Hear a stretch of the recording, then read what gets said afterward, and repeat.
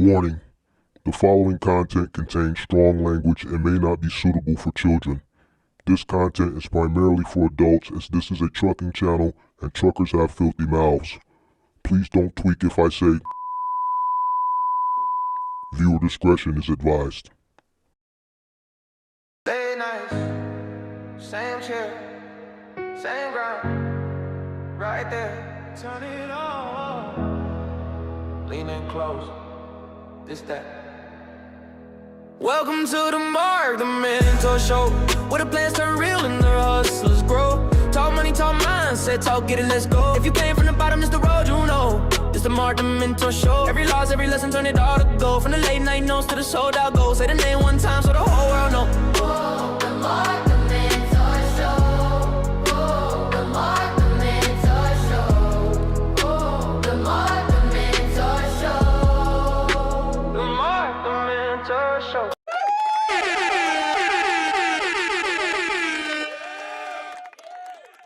What's up? What's up? Come on in, make sure you guys hit the like button, subscribe to the channel. Turn on all post notifications. If you are in need of commercial insurance for your semi-truck, box truck, or cargo van business, there's a link in the description below for Log Rock up for renewal. Looking for a more affordable commercial insurance solution for your semi-truck, box truck, cargo van business. Make sure you guys hit that link in the description. There's also a phone number in the description below. For Log Rock, partner of the channel, come on in. Make sure you guys hit that like button, subscribe to the channel, turn on post notifications. I got a little thrown off there. It's been a minute. I'm like, damn, what's my little, I forgot my little speech for a second. I had a little brain freeze right there. I forgot. It's been about, when's the last time we streamed? Wednesday? Well, it's been about 5 days. You dig what I'm saying? About 5 days. Thursday, Friday, Saturday, Sunday, yeah. But come on in, make sure you guys hit that like button, subscribe to the channel, turn on all post notifications. How's everybody doing? Hope everybody had a good weekend. I know a lot has happened since the last time I streamed.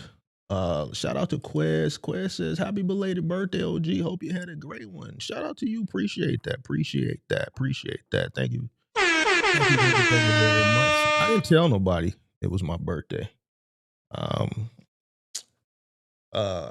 I figured people would remember. The funny thing is, did nobody remember? So it wasn't. I think somebody remembered the day after my birthday in the Discord, and they sent me a happy belated, and that's when like a lot of people in the Discord started telling me happy birthday like the day after. But it's all good. It's just another day. Ain't really no big deal. Once you get to a certain age, you know, you might do something for your birthday, but it's not like, oh my God, it's my birthday, you know. So, but appreciate it nonetheless. Shout out to who was this? Gordine Chris Home just became a member. All right, shout out to you. Shout out to Kelvin Burke. Shout out to all the MGM members in the building. So happy belated, appreciate you. Shout out to Jabari, what's the deal? Shout out to Michael Robinson, MGM gang member.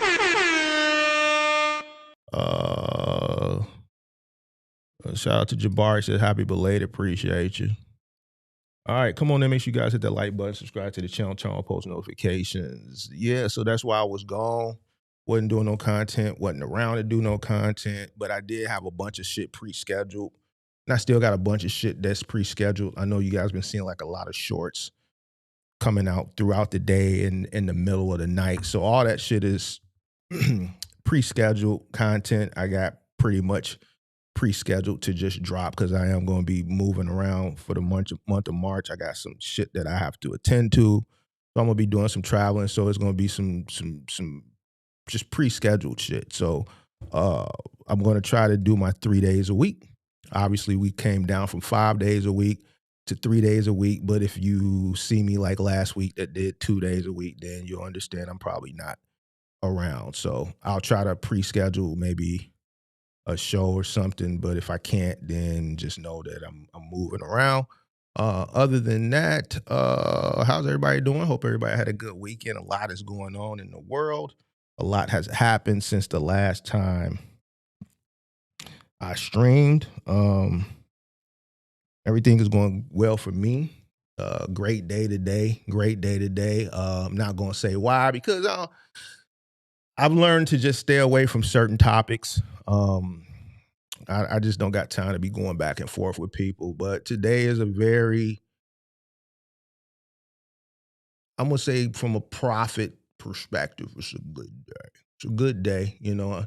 Unfortunately, but I mean, if you've been following me in the Discord, you've had conversations with me, then you know how my portfolios are balanced and you know some of the companies that I'm heavy into, and today is a few of those companies that you know a lot of you know a lot of good a lot of profit I will say. So nonetheless, a lot is going on. Hope everybody's safe. Hope everybody is just healthy and well. The last show, what was the last show? The last show ended kind of funny to me. There was a call with the guy who the dispatcher guy. He's probably watching.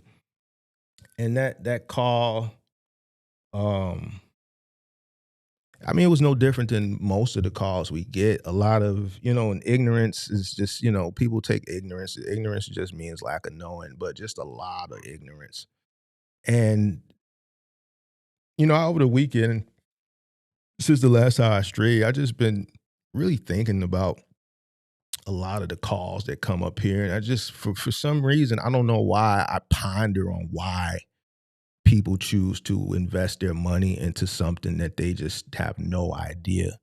And then not that guy, but when you challenge certain people on why invest into something with a high level of ignorance, they always give you some type of ignorant remark. I got a comment from a guy over the weekend from one of those shorts that came out, and the whole short was just about knowing your cost. And the guy said, he said a funny, smart remark as into, I hear bruh, but bruh clearly ain't never, or what he said, now bruh clearly ain't got no fleet because the brokers, it ain't that easy to something with the brokers. And his response had nothing to do with what the short was talking about. The short was basically just saying, can't nobody stick you up if you know what your cost is. Meaning, if you know what it costs you to run your business, can't nobody stick you up. What is a broker like? Like you just missed the whole point. And then I got to thinking about like comprehension and like critical thinking skills and shit like that. And I'm just like, bro, like people can't even comprehend what they consuming. People just feel. And I was having a conversation with somebody over the weekend, and they said, Mark, you gotta understand, man, people ain't really comprehending. Like people don't comprehend. Only thing people do now is feel. They base their decisions off what they feel. When they consume shit, they don't comprehend it and then reply with logic. They reply with how they feel. And a lot of the time, feelings will just have you saying shit that just don't make no sense because you're not comprehending. You're not using your critical thinking skills to reply from a logical perspective. And then I find myself responding to a person who's illogical, who's responding off of feelings because that keyword broker just triggers people. For some reason, like the word broker, it just triggers people. And instead of them just listening to what is being said, they get triggered, they get angry, and then they say shit that just don't make no sense. I'm just doing this from now on. I'm hitting people with 100 and chucking the deuce. I'm not going back and forth with you. If you're illogical and I realize you're not responding from logic, it don't make sense for me to respond to your ignorant, illogical response with more logic because you're just not going to get it.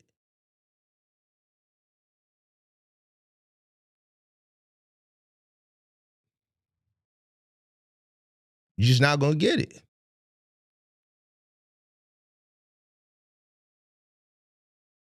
So it's just, and then I'm listening to the kid the other day with the whole dispatch thing. And I'm just like, man, this kid don't get it. I don't understand it, bro, to be honest with you. But it made me think, because I'm like, okay, what do I want to talk about next week? So I said, you know what? I want to focus this whole week on psychology. Just psychology, like the mindset. I want to go deep into the mindset. So today I want to start from an entry-level perspective, just from like the mindset of individuals that just come into business. Don't necessarily have to be with trucking, just business in general. Obviously, I'm going to use a trucking, tone, because most of the people that subscribe to the channel are in logistics, but it's really centered around business in general. And then the next two topics that I live stream this week are just going to be more advanced. But I want to start entry level, just kind of understanding the mindset of just I don't know if it's, because at first I thought it was just a young person thing, but then I be talking to people that's like 40 and 50, and they be having the same mindset, bro. And then I just don't understand, bro. I just don't understand. And then I just don't understand it, bro. But we're going to try to figure it out today. I'm just going to I got some notes I got written down, and we're going to just kind of talk about it. Then I'll open the line up for discussion afterwards, and I'm going to be done. You dig what I'm saying? I just think a lot of people is focused on the wrong shit.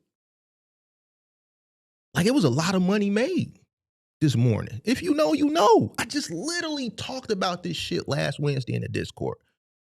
And then look what happened. Wednesday, I made mention of some shit, of me rebalancing some shit. I swear to God, on everything I love. And in my short-term shit, I went 30% in two sectors. I said, fuck it, I'm going 30%. I'm rebalancing everything on my short-term shit, and I'm going heavy over here. And then if you know, you know. I'm not going to say what it is, because I just don't want to go there with people, because some people get sensitive on certain things. They go like, Mark, you're an opportunist. You're looking at certain things to make money, man. It's just what it is. It's just what it is, big dog. So we ain't going to go there. If you know, you know. If you know, you know. But let's get into this shit, bro. Let's get into the delusion of the delusion phase. And I got a poll up. And this ain't gonna be a hot topic, because we're not talking about where the money is at. I'm not pointing you with the top 5 final mile companies, so we're not gonna get a lot of viewers. But that's cool. That's cool. And the reason why is those are the people. That's the delusion. Those are the people that just chasing. Where the money at? Where the money at? You pointing to where the money at, and they get there. They don't know what to do once they get there. They don't know how to keep it. They don't know how to allocate it. They don't know what their margins are. They don't know what their cost is. And this is why these people complain. And when everybody else is complaining, we're celebrating. This is the shit that people need to really, really consume. You got the poll up. Be honest. When you started, did you think it would be easy? 26% said, yes, I did, and I was wrong. 74% said, no. I could believe it based on the viewership that's in here today. We're not really heavy. It's a light day. So let's get straight into it. Let's get straight to it. When you first started your trucking business, and be honest, did it look hard to you? Did it look hard? Or did it look easy to you? You can put it in the chat. I'm not going to read it, but I'm just curious to see what you think in the chat. Did it look hard, or did it look easy? Did it look like an opportunity? Be honest. Did you come in because you saw somebody posting these large gross numbers on TikTok and Instagram? And we've been going heavy on TikTok too. I said, fuck it. We just going to go in on TikTok. We've been posting heavy on TikTok. And to my surprise, the response on TikTok has been positive. I thought my take on the industry on TikTok would get met with harsh criticism, but to my surprise, it's been met with, like, I've seen some comments like, finally, someone that's really talking what it really is out here. So it's good. We've been going heavy on TikTok. Did you see a screenshot from one of your favorite content creators of a load board that had these high rates? Is that why you got into trucking? Did you think it was simple? Did you think you could do it because you were sold this idea it was easy money? And if you was, then you were delusional. And there's nothing wrong with being delusional. I think everybody has had delusional moments in, their business career, especially at the beginning or during the growing phases. It's just some people's delusion is just different than others. I think some people have a just overabundance of delusion, uh, especially at the beginning, more than others. And I think some people have like scattered delusion, throughout their journey. So for instance, like some of the delusion from some of the callers that you see call up here, I've never had that type of delusion. That entry level ignorant delusion, I never had that. My delusion that I came in, I can give you examples of delusion that I've had. And I've talked about some of it. When I had that contract with IKEA, that was like my first main contract. It was simple, easy money. It was a lot of money. And I thought that shit was going to last forever. Until I realized that if they lost the contract, we lost it. But for a moment, I thought that, that shit was going to last forever. I remember a point in my career, maybe like year 3, year 4, and I've mentioned this before, during my growing phase as I was scaling, I remember saying to myself, as long as I got trucks, man, people gonna always need jobs and want to work. No, I did not foresee where we are today in society is people not wanting to work, because I grew up in a world, and my business was being built still in a world where traditional jobs where you had to go out and apply and go to interviews and all this, that, and the third was the norm. The gig economy was, at the beginning of my business, it was in its infancy stages. It was not an ecosystem yet.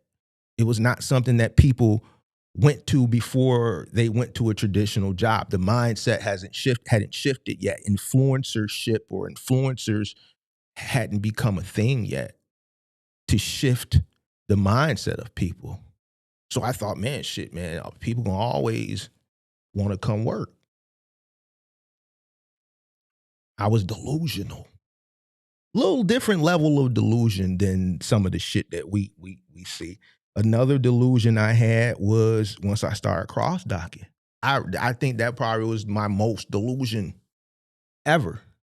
That's why when anybody asks me, and if you've been watching me for the longest, I said, man, it took me 8 years to say I fully mastered this industry. Because in year 7, I was going through the mistakes of cross docking. That's why I say 8 years. That's why I challenge a lot of the individuals that come up when they come to me complaining about this bullshit that they consumed and bought into from other people that have been doing this a year or 2 or 3 or 4 years.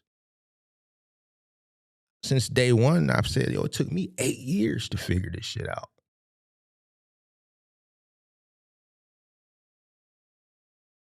There was a lot of delusion. There was a lot of mistakes that I was making in year 7.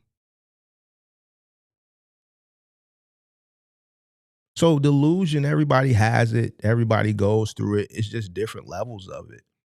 I think a lot of people today, they just have ignorant delusion from the infancy stage of their business, where they think this is simple. They think it's easy because they're consuming. They've been influenced to think that. They're not using their own mind. They're not taking the information that they're consuming and going behind it and fact checking. They're not going and proactively searching for information on their own.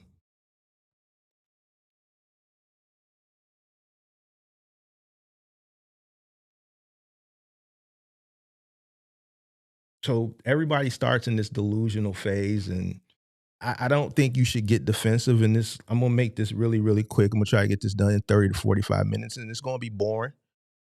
And I'm be honest with you, it's just gonna be boring to you if you're just not interested in learning.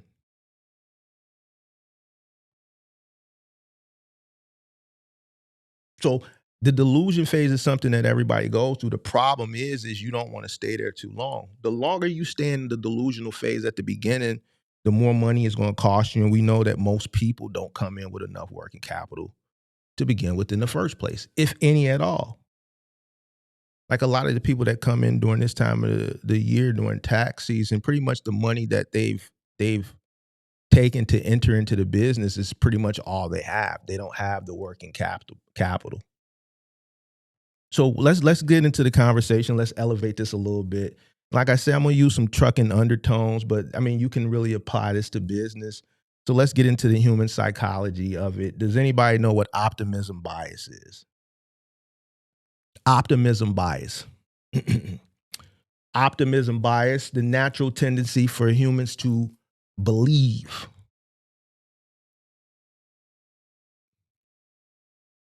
The natural tendency for humans to believe. Bad things happen to other people. A lot of people think, well, I see these stories on this Mark the Mentor channel guy. He puts up these case studies of people that call in, and I hear all these bad things that happen to other people. That shit ain't gonna happen to me. Good things will only happen to me. I'm gonna be the exception. Everybody that watches this content, when they see these people call up, they say the same shit. They feel the same way. 100% of the people that called up don't know what their operational cost is. So now let's apply this optimism bias to trucking. When people start, what don't they think about? They don't think about blown engines. They don't think about insurance increases. They don't think about a broker or a 3PL or a customer not paying. When I talked about how I went those 2 settlement periods from that 3PL just didn't pay me, a lot of people were blown away by that. Because in your mind as a new entrant, you do work, you get paid. Shit happens. Shit happens.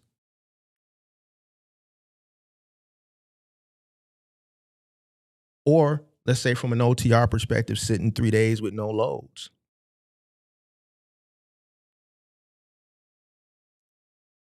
They think freedom. They think independence. And freedom is a word that I hear a lot, and I just don't really think people really understand what freedom really means as it pertains to business. Like, well, why do you want to start a box truck business? Oh, I want freedom. And I'm just like, bro, do you understand what freedom is? You're telling me you're about to start a business and you think you're going to be free? You're going to have freedom? No, bro. They think revenue. They think running their own show. Nobody at the beginning thinks they're going to be the statistic. And this just lets me know they haven't done any research, because 85, 90% of the people fail. You think if a person did the research and they really knew the statistics and they knew the data, that would make them work that much harder to ensure that they don't fail. And that's how I know most people don't do the research. Because if they did the research and they started statistics, a light bulb or something would pop in their head and be like, why do so many people fail? And that would give them the ambition to want to seek why. And then what they would do is they'd work harder to ensure that they don't fall in the majority, but they fall in the minority. As far as the statistics are. Because statistically, most people that come into this business fail within the first year. We've seen and we've showcased it doesn't take that long.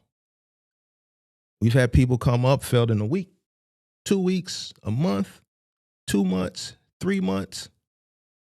We had a guy who came up a few months ago. Within the first 3 months, he went through like 100, like all the money that the business was bringing in and out, plus working capital, plus 2 additional loans. He was down to getting merchant cash advances. Once you get a merchant cash advance, you already know where you at with it. A lot of people don't come from under those types of loans. So if you're having to get a merchant cash advance type of loan within your first 3 months, then we know where you at with it. You getting a daily debit loan in 3 months.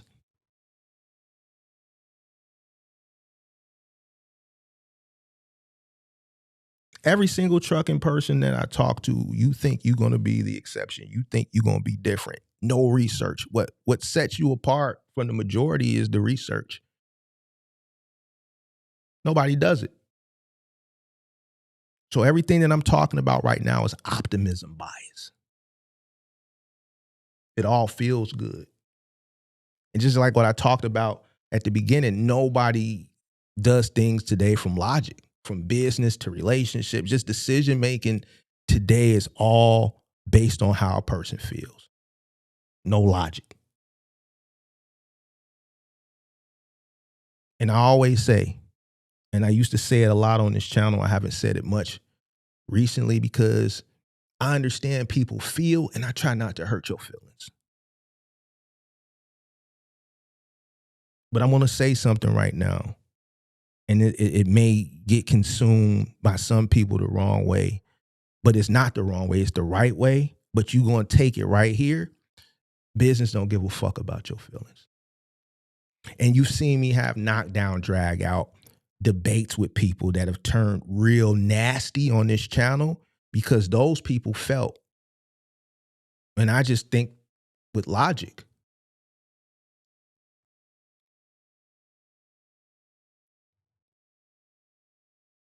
I understand bad things happen. I understand good things happen. As a business person, I try to find opportunity in both. Some people will, Mark, why would you want to find an opportunity in somebody or a group of people just having a bad time? Business doesn't care about it.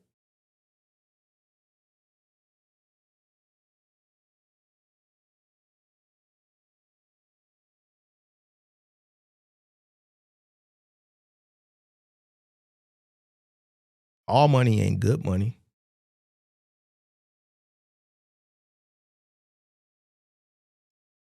But there's opportunity when bad things happen. And if you're in business, it's like the housing market crash. That was an opportunity. I did a lot of jobs during that time when people were losing their homes. And we're kind of derailing a little bit, but I want to cover this feeling part. I couldn't, and at that time I was ignorant at the beginning, but once I realized why a lot of people were downsizing and losing their places, I didn't look at it from, well, man, I just can't be out here taking money from people who lost their home. Their unfortunate situation became a great opportunity for a guy like me.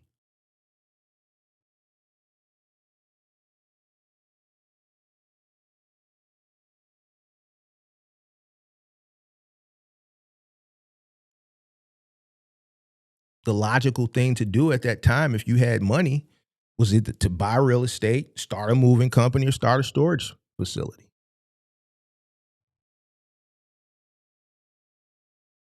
The people that did during that time period successfully at that particular time are successful today because of what happened during that time period.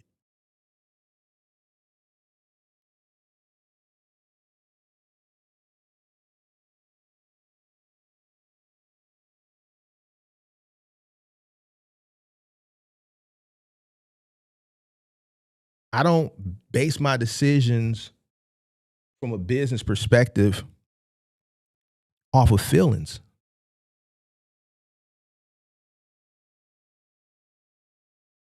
I base it off of research. I base it off of logic.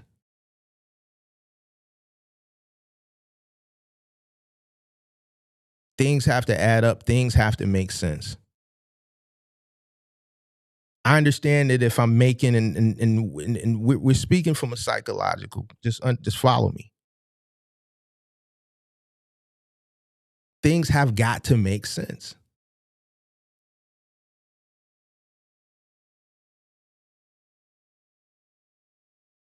Has anybody ever heard of the Dunning-Kruger effect?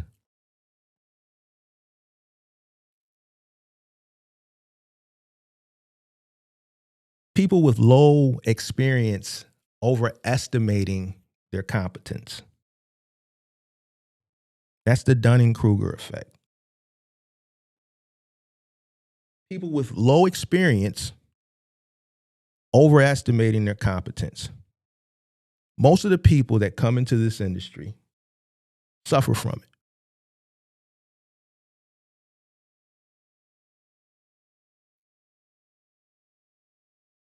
This is how it looks like in this industry in trucking, from a box truck or even trucking a cargo van.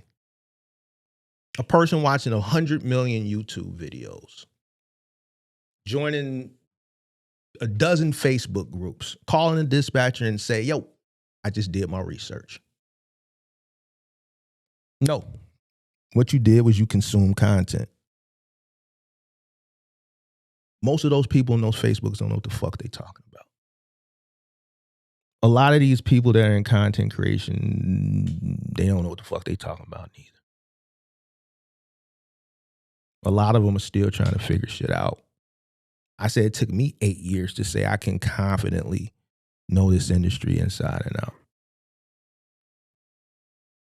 Figuring things out, they're still making mistakes. There's a guy literally the last call-in show paying a subscription fee to be a dispatcher.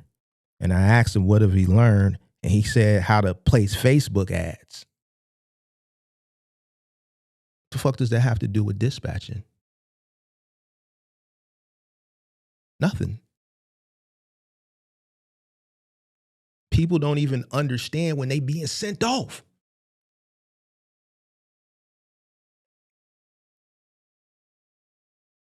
That's why I'm saying the only thing you did was consume content. You haven't operated. Research is not experience.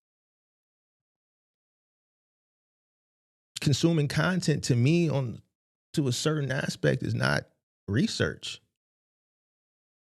Watching is not operating. Listening is not losing money.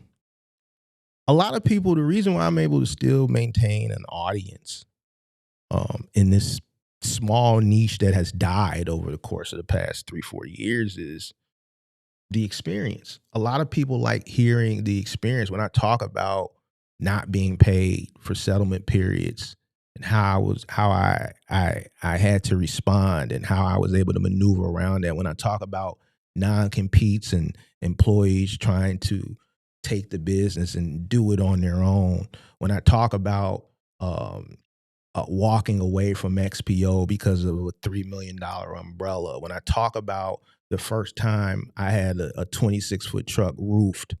When I talk about just different things from my experience, this is why people still watch.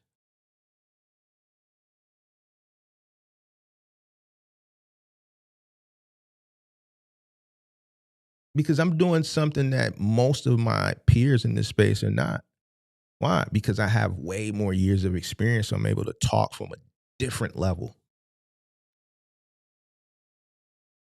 You don't understand this industry until money starts leaving your pocket, especially unexpectedly. So that's why when I say it took me 8 years, because that year 7, 2017, is when it took my biggest hit. So how could I say, yo, it took me 4 years or it took me 5 years or it took me 6 years when in year 7, I took my biggest hit? And I had to figure my way through it.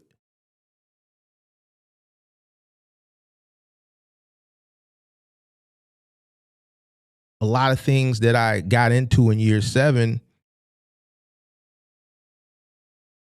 I was kind of in over my head.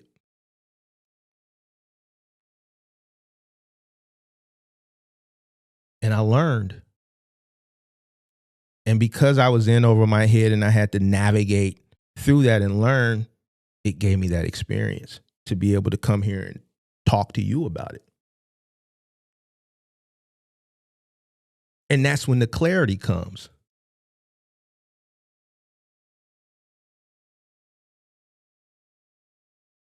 The least experienced people are always the most confident.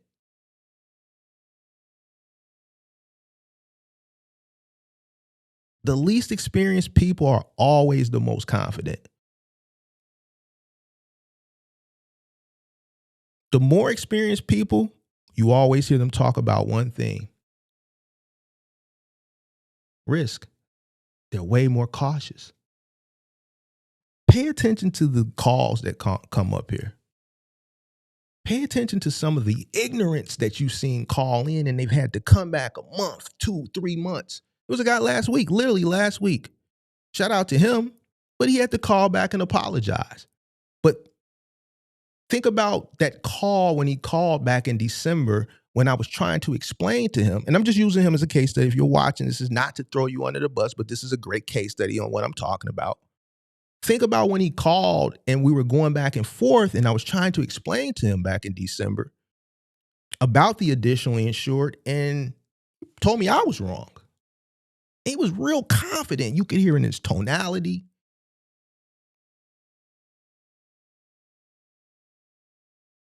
Here's a guy that's been requesting additionally insured since 2013 versus a guy who's just now starting to do it, telling me I'm wrong. And the tonality, the confidence. But then the tonality shifted, and I appreciate him a week or two ago when he called and apologized. But that tonality was different. It was more humble. People with the least experience, they the most confident. The Dunning-Kruger effect. I've had knockdown drag outs with people on the new that want to tell me about something that I've been doing for way longer than them, and they on the new. Because somebody that they favorite person done told them who's on the new, and that shit sounds better or easier. Then they gotta go out and learn it the hard way. And then that's when the clarity come in, but then you gotta walk that shit back, big dog. The Dunning-Kruger effect. The most least experienced people are always the most confident. Year 0, big talk. Year 0, motherfuckers talk big. Proof. Go watch your favorite content creators that started in 2020 and 2021. The ones that's still active in the space. And look at their content from then and now. But what I want you to focus in on their verbiage, what they talking about, their tonality. The confidence at the beginning was way high. Things have happened since then. The mindset has shifted. Why? Because reality has kicked in. Money is going out. I'm not going to name any names, but go watch some of your favorite people that are still kind of active. They may not be producing much content, and some of them may are, and then a lot of them are just gone. They're not even in business no more. But look at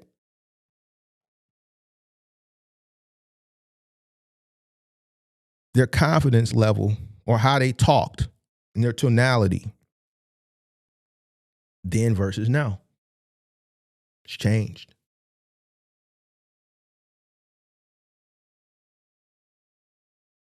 By year 3, you got people that are talking risk. If a person makes it to, say, year 7, Year 8, now these individuals are talking about margin, survival. The language is different the more experience you get. You're not as naive as you were at the beginning. And a lot of people's naiveness now is being sold to them from influencers, content creation is misleading them. Now, if you see a person change, right? They mature, then yeah, we gotta say that's growth. A lot of people don't make it to year 3. A lot of people don't make it to year 7. A lot of them are misled, due to the social media illusion that just sells revenue, gross revenue.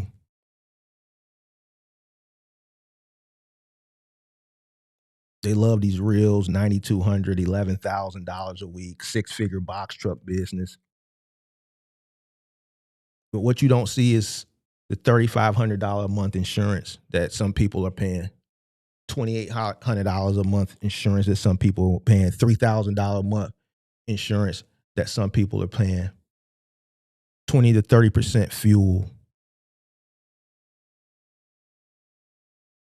maintenance that a lot of people don't account for, downtime that a lot of people don't account for, deadhead that a lot of people don't account for, claims that can affect you in any niche that you go into from this industry, OTR, middle mile, final mile, household goods, settlement delays.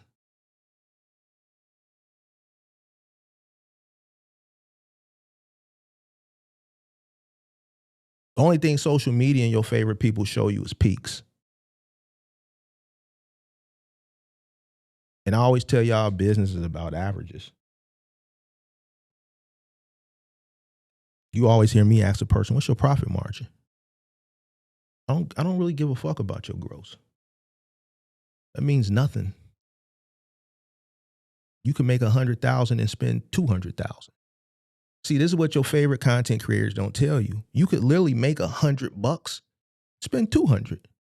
So who gives a fuck about your gross? You could make $200,000 and spend 250. See, a seasoned person knows better. I'm not going to get excited. You told me you make 200,000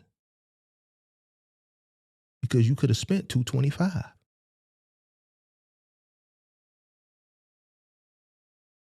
See why gross doesn't matter? Your favorite content creator never told you that.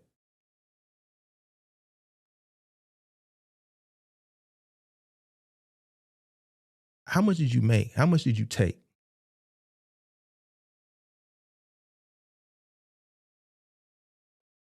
Now let's go a little bit deeper.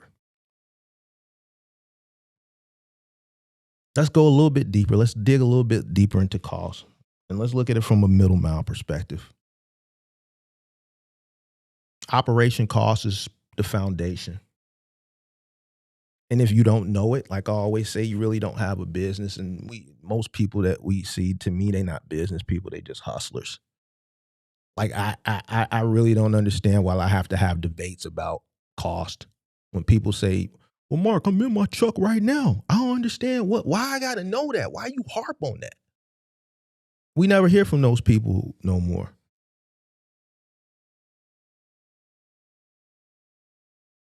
They suffer from optimism bias because they call up here because they just got started. They're not calling up here deep into their journey. They calling up here on the new. They got optimism bias and they suffer from the Dunning-Kruger effect. They super duper confident and lack all the experience. They floating on a cloud off a high because they in a Penske or an Enterprise. And they don't know the importance of understanding their cost. They running off hope.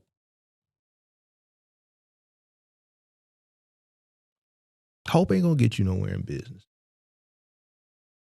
The CPM, understanding your costs, doing those numbers, I know why they don't want to do it. One, because it's boring. Two, there's work that's associated with it, which is math. This weekend I looked, and I should have screenshot it, but I had a lot going on. I went and I did a little research as far as the reading level, right? Most of my audience is people of color. And I looked at the reading level, very low in comparison to other ethnicities, which coincides with why the comprehension level when I talk to people is low, why the critical thinking skills are low. Like, I went and did a little research. I already knew it was low, but I wanted to look statistically where people of color, Black and Hispanic, compare to others. And then I wanted to look at their age demographic. So if the reading and comprehension level is low, it explains why you don't go do your research and why you don't take the time to understand and do the math to know what it's costing you to run your business.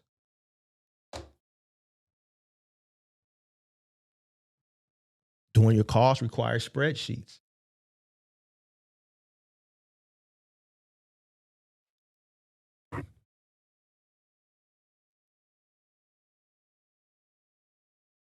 It forces you to face the reality of your business, fixed costs, variable costs, break even. And now that and I already knew it, that, most people don't want to do the research because it's boring. It requires reading. It requires math. It requires work, which is the number one reason I don't think they want to do it. But then two, it destroys the fantasy. Because most people are getting into this because they're hoping it works because they want to keep up with the Joneses.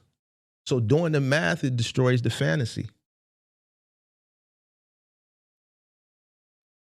Because when you calculate your cost per mile and you really do the numbers, that gross number that you hold so near and dear because it sounds good in conversation. Oh yeah, my truck made 175 last year. You realize that you operating at a loss because you took out that merchant cash advance. All that money that you made, it came in and went back out, and you owe money. See, that's the truth that you're not really telling people. And when you have to do this, it forces you to face reality. But you don't want to face reality. You want to continue to fantasize and role play with these gross numbers. When you do the numbers, you realize that some of those loads that you took weren't profitable.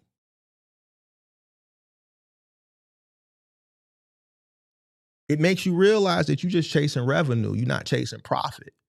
Just booking shit just off a number, you chasing revenue. You're not chasing profit.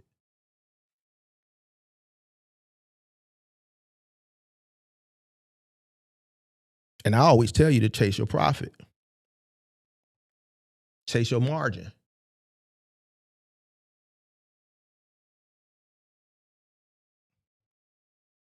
That's what a smart person would do. That's what a mature person would do.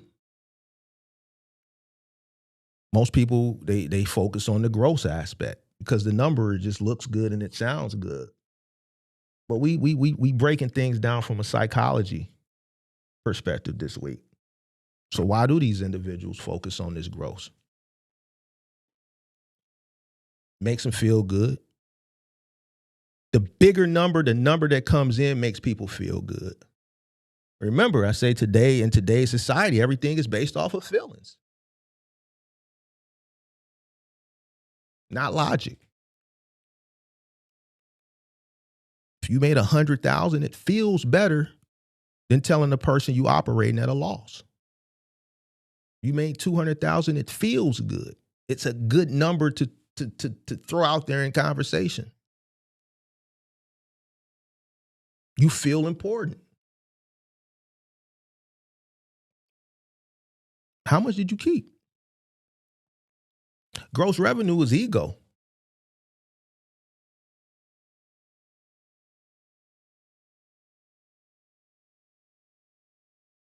Gross revenue is ego. Your net profit is maturity. It's a difference.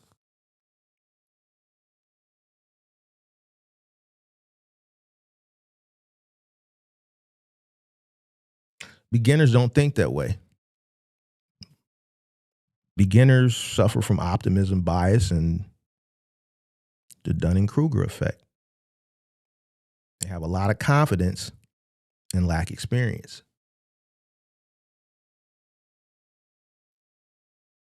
They think scale first. They think scaling is the way to profitability. And if you listen to me, you would know survival comes before scale because there's 5 stages to business growth.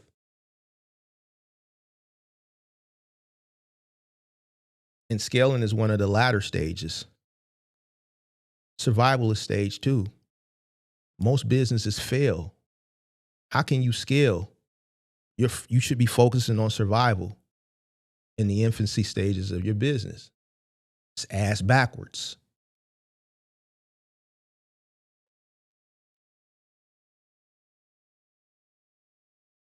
Digging deeper into the psychology aspect of new entrants in this business, why they don't research contracts.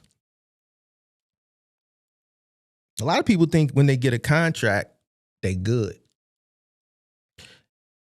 It's better than, especially from an OTR perspective, you get something dedicated, it's better than the uncertainty and operating off of a load board. But what have you guys realized just from watching my channel? People don't read. I just broke down why people don't read. The reading level as far as colored people in this country is low.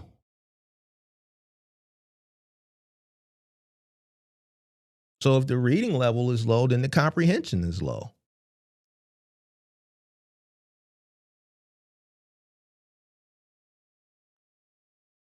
Critical thinking skills are low.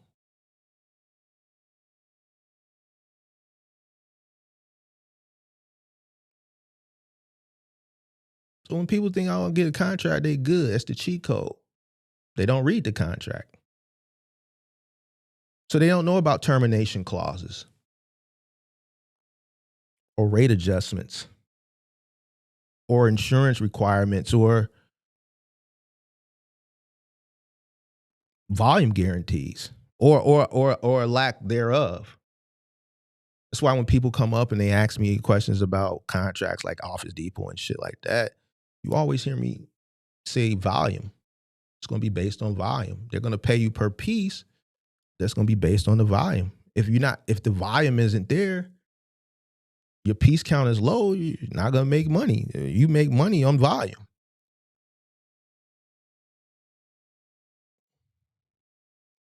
If you've been watching my channel, I talked about how one of the 3PLs solicited my drivers and took them. A lot of people would have just been upset and took that. But because I read, I combated that because of the non-compete clause. You can't do that. You know why they did it? Is because they said, man, niggas don't read.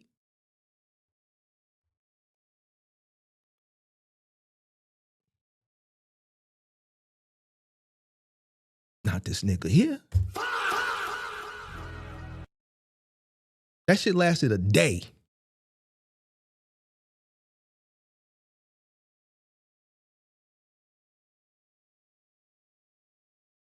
They thought they had the one. I read that whole fucking contract. And this is why people get taken advantage of. So it goes back to what I was saying earlier in this lecture and how this guy came in my comments over the weekend and I'm talking about one thing and he responded based off his feeling that had nothing to do with what I'm talking about because his comprehension level is low. The reason people get taken advantage of from 3PLs, the reason people get taken advantage of for brokers or any aspect of business, it's because of you. Can't nobody take advantage of you if you don't allow it. Motherfucker wanted to argue with me because you getting taken advantage of. Can't nobody take advantage of you. It's business. Negotiation, yes or no. What do you want to do? If I never would have read my contract, they would have solicited that motherfucker. He walked out and then took 2-3 people with him, and then I would have just been sitting there twiddling my thumbs like, man, they bogus.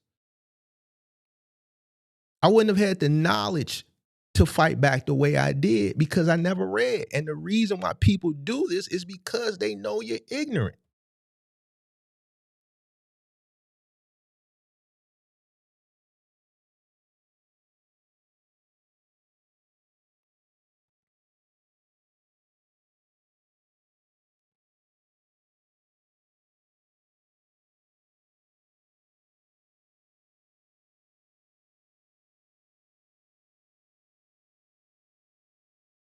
A contract will give you stability.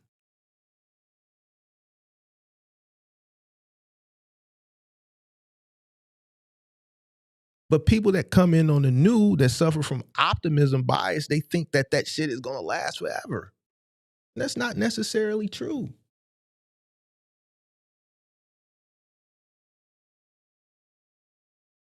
Or you may be ignorant and catch a lucky break and scale and then the moment they feel like, yo, he's ignorant, but the people that's driving for him is even more ignorant, let's solicit them and get him up out the way. Because you didn't read your goddamn contract, you didn't know that there was a non-complete clause in there. So when they pull that shit, you're gonna be sitting there twiddling your fucking fingers.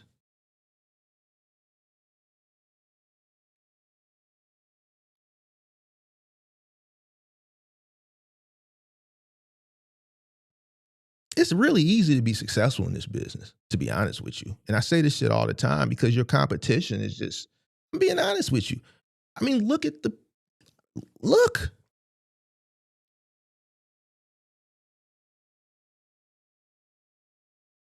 50% is muscle, 50% is this. A lot of people think they can just muscle and work their way to success. They don't use this. If you use this, you good. You're going to surpass your competition, and a bunch of them you just going to get up out the way because they're not using this.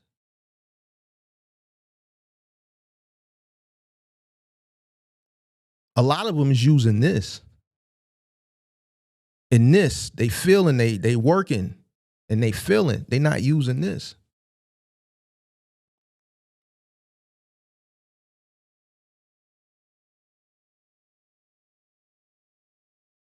Let's go a little bit deeper.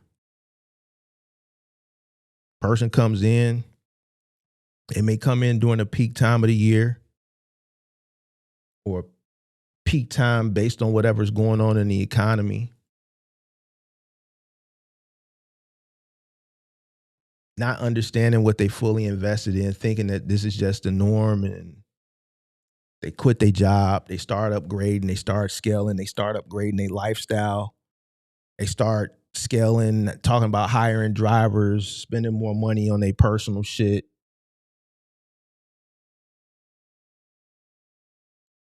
And then boom, the economy shifts. That momentum that they had is gone. Why? They didn't build a system. They didn't build a system. A system is at least 12 consistent weeks profitable. A system is cash reserve. A system is controlled expenses, which most people that come in don't have. Why? Because they suffer from optimism bias and the Dunning-Kruger effect, and they refuse to do the math. Why? Because the statistics show, especially in our community, we're reading at a very low level, which means the comprehension is reading and comprehension is low. So critical thinking skills are low. So they're not doing that shit. They're not researching, which requires reading, but it's based on statistics.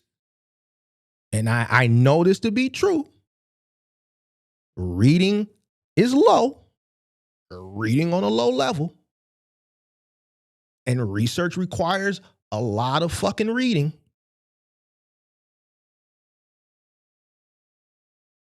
So people aren't understanding how to control their expenses. They're not understanding how to forecast.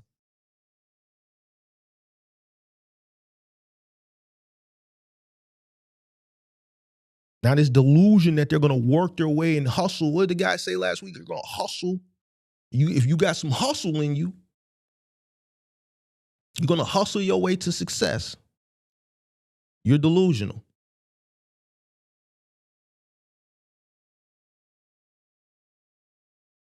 We're talking about delusion. We're talking about psychology. And this is going over a lot of people's heads, and I know it.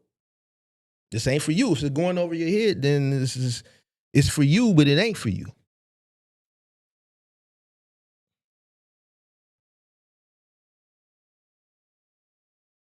You know when the delusional phase ends? One way the delusional phase ends when the truck break down for the first time. Or they get an insurance spike. Or they trying to get something and they telling them, yo, it's a $2 or $3, $4 million umbrella. Or they get hit with a claim. Or they did some work and they expecting a settlement to come through on a specific day and they don't get paid. And you don't have cash flow. You banking on that shit. And that shit didn't hit for whatever reason. And now that optimism bias, it starts to disappear. And then you start to understand business. Some people do. Most people just fail. The minority start to adjust. Most people start to blame,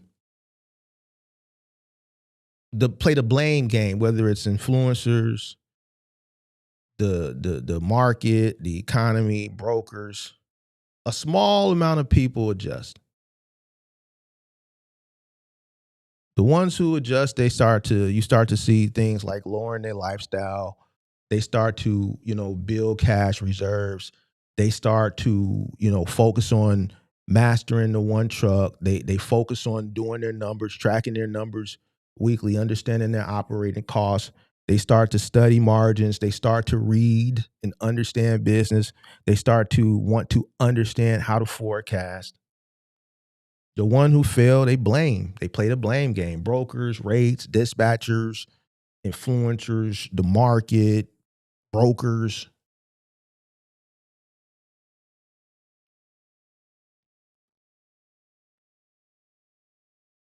But the one person that they don't blame is that person that they see in the mirror every morning.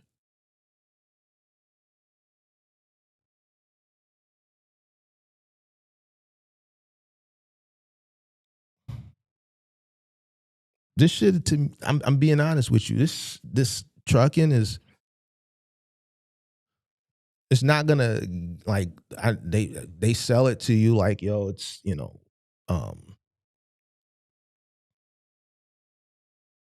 it's like secondary income or whatever they sell it to you, generational wealth, secondary income. I don't know. It's so many different ways they market this shit to you. Just get a driver, put a truck, and this is extra income. It's another stream of revenue, and it's just, this is not that cut and dry like that. But it's not as hard as people make it out to be. It's just that a lot of people don't use this. And if you are in the delusional phase of your business, I need you to be honest with yourself and accept that you're in the delusional phase of your business and do better.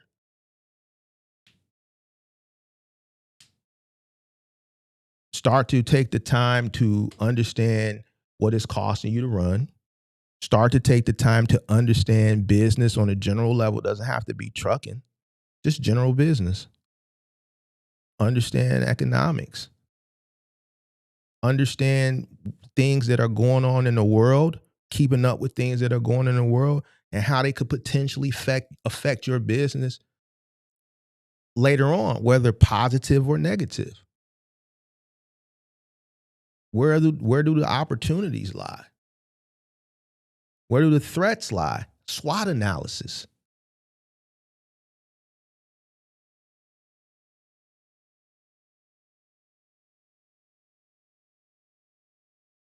Majority of the people that you're competing against don't do none of this shit. So I don't understand why it's so hard. This is like when we reacted to like some of these guys about a month ago. One of those days where those guys, I was reacting to some of those older guys that are in trucking, and the one guy, he was like 70 and he was crying and he failed and shit like that. My question is, what has he been doing the past 30, 40 years? You don't want to end up like those guys.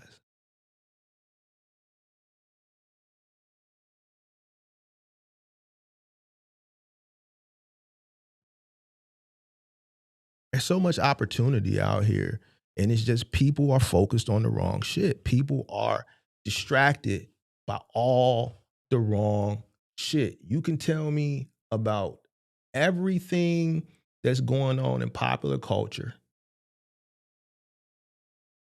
but you can't tell me where the opportunities lie.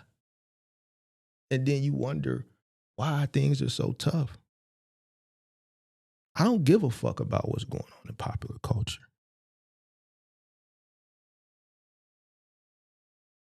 Where do the opportunities lie?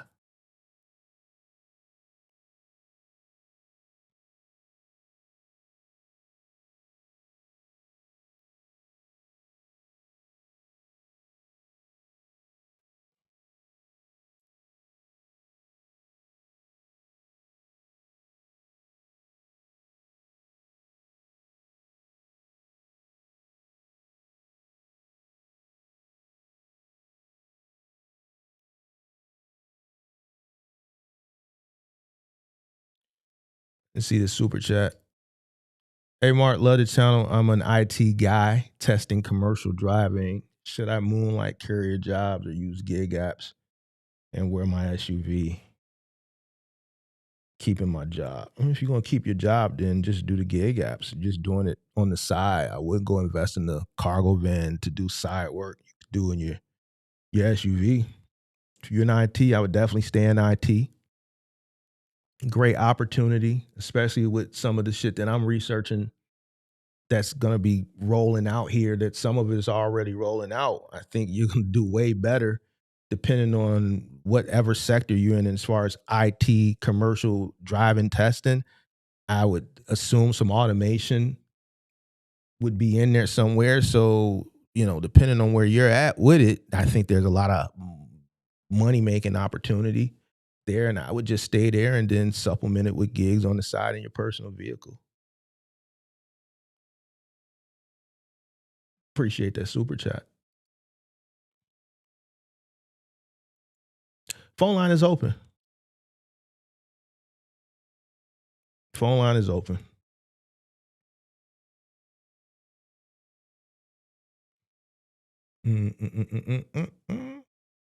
Told you today was going to be boring. I think the rest of the week is going to be boring. I think it's going to be boring. Listen, to be honest with you, bro, I'm going to be honest with you. Like if I was some of these guys that was coming into the tax money, I ain't going to say that. Fuck that shit. I'm going to keep that shit to myself. I'll keep that for the Discord. And matter of fact, I'm working on something, a new show, and it's gonna drop in kind of like Netflix style, how Netflix drops like 10 episodes at one time. I'm not doing 10 episodes, but I'm gonna do maybe like half of that, and it's just gonna drop, and it's gonna be member only. It's not gonna be on the lowest tier. It's gonna be mid tier and up. So it's gonna be and it's gonna be shit that's outside of trucking, but it's still gonna be business related, like as far as things that I'm interested in from a business perspective, things that I got my eye on, things that I plan on doing from a business perspective in the future, as far as investments and things that I'm looking at, things that I'm already in, and just breaking that shit down. And that's only gonna be members only. And it's gonna start, it's not even gonna be on the bottom tier, it's gonna be on the mid tier. Yeah, so certain shit I'm just gonna keep, you know what I'm saying, for like the Discord and like the members only. I think it's just there's a lot of opportunity out here. And I think people just like to join bandwagons. And that's why a lot of people, just make bad decisions financially, and they get caught left holding the bag because they're just following what everybody else is doing, bro. Instead of, sitting down, disengaging with dumb shit, and just really paying attention to what's going on and looking for the opportunities that are going to put you in a better situation, which is not what the majority is talking about. It's what it is.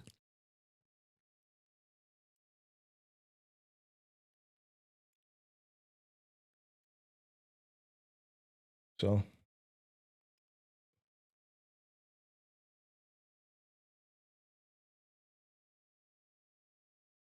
you said the new move for content is I'm hiring. Who's doing that? Who's hiring? Mind you, they can't secure a riot contract. Who y'all sneak dissing, man? I ain't hip, bro. I don't watch content from this sector, so I don't know who y'all talking about, bro.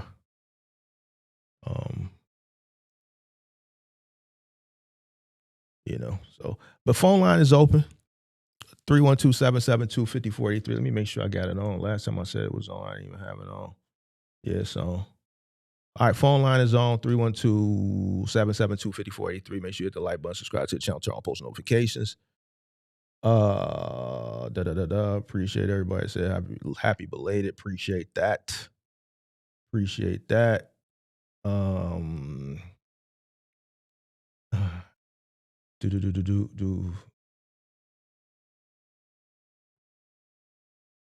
You said beefing with other creators? Yeah, beefing with other creators is the new thing to do ever since the Corey thing. It's just every sector that I do watch content in, everybody is beefing. I think that's over with in this sector. Well, ain't too many people in this sector, to be honest with you.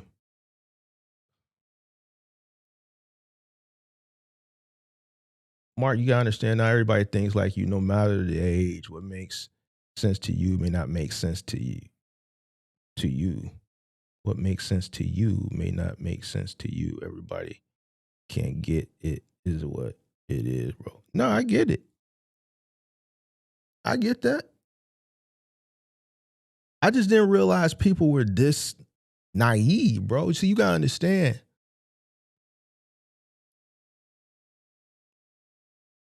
When you in your bubble, and when I say bubble, not like I'm saying like your own little circumference where you, your homies, you in your city, you navigating through your city, so you got your homies and then your associates.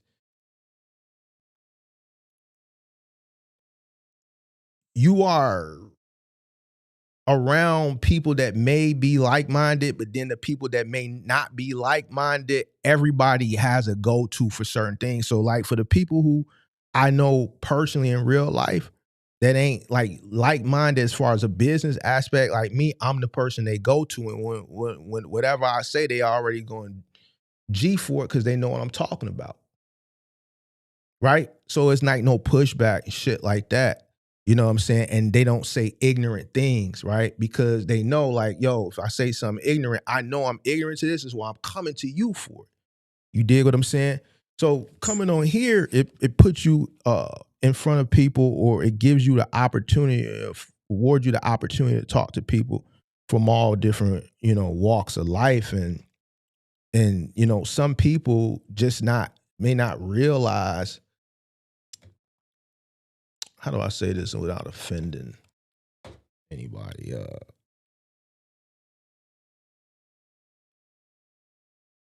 Some people just may not realize that some of the shit they say, how ignorant it is.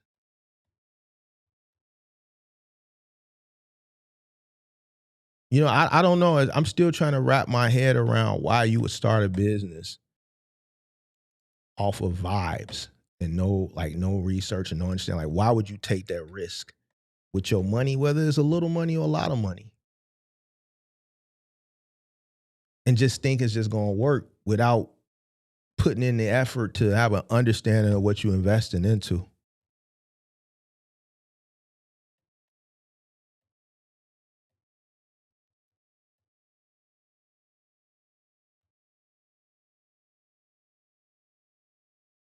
So, because that's how I look at it. I look at it like, yo, bro, this is a risk. So I'm gonna make sure I do everything and get as much research. Like last week, I rebalanced my short term, and I talked about it last week in the Discord. I think I mentioned it here. Like last Tuesday, I rebalanced my short term shit, and I went heavy in something like 30% of my short term went into one company. I didn't know what was going to happen over the weekend was going to happen, but my research, it didn't prove me wrong.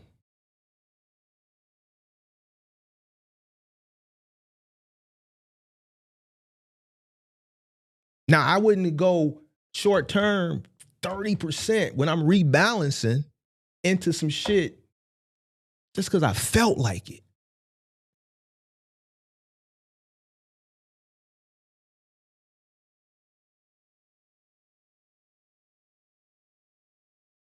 Why? Because I got shit to lose. The more you get in life, the more you gain, the more cautious you are. That's why I say people that take these uncalculated, ignorant risks, what do I always say? Man, you know they don't own shit. They take it as a diss, but it's true. Because when you own shit, like real assets that you don't want to lose, you take more calculated risks. That's why when people say this ignorant shit, I say he don't own shit. You don't own a house, you don't own no property, you don't own no stock, you probably don't even own a goddamn life insurance policy. You own nothing, because if you did, you would not take uncalculated, ignorant fucking risk. Because you wouldn't want to lose shit. You work hard to get to a certain point. To have this shit, you're going to take more calculated, more well thought out risks. That's why every time somebody says ignorant shit, I say, motherfucker, you don't own shit. It's obvious.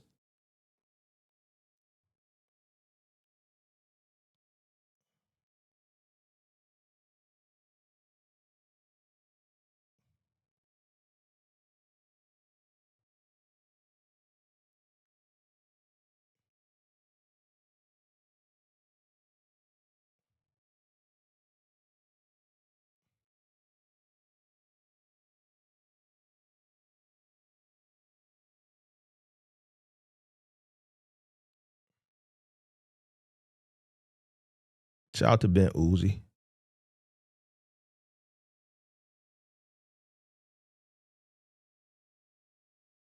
You said, fortunately out of desperation, what? What's unfortunately out of desperation?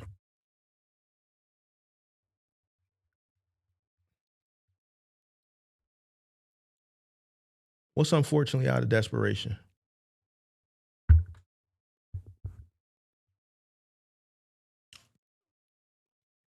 Oh, I didn't put the timer on. All right, let me put the timer on. Nobody want to talk. I go to the timer. Pin to the top of the chat. Or not pin to the top of the chat, but the phone number is at the bottom. 312-772-5483. Yeah, we dealing with the psychology this week. I wanna focus on the mindset. This from a psychology perspective this week. I want to get into the psychology aspect of shit.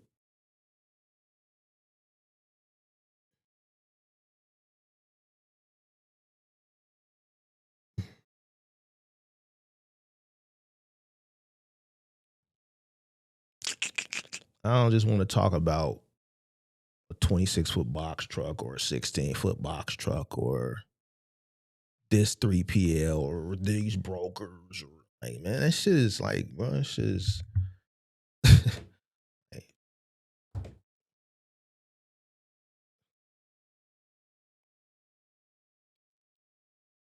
All these conversations, all these people that coming into my Discord, Mark, I want to quit my job. I just want freedom. All these semi truckers, like, you know how many semi truckers has been hitting me up that want to come from a semi truck to a box truck, and I'm just like, why? Oh, I just want freedom. So you want to stop being a company driver to get a box truck? Where do you? I still don't understand. Like, what is this? What do you think freedom is? What do people think freedom is? What does that look like? Excuse me. What is freedom? Because I got a different idea of what it is. I don't understand. I'm trying to figure it out. What does that look like?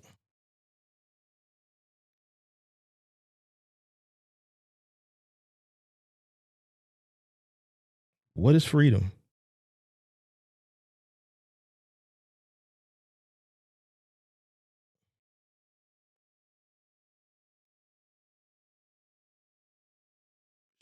Appreciate you, Breeze Zone. I'm trying to figure out what is freedom. What does that look like? I had more freedom when I worked a job than a businessman. Because I knew at 5 o'clock or 11 o'clock I could punch out. Shit. I don't understand what freedom is. When people say, yo, Mark, I want to quit my $130,000 a year job because I just want some freedom, man. I just want freedom.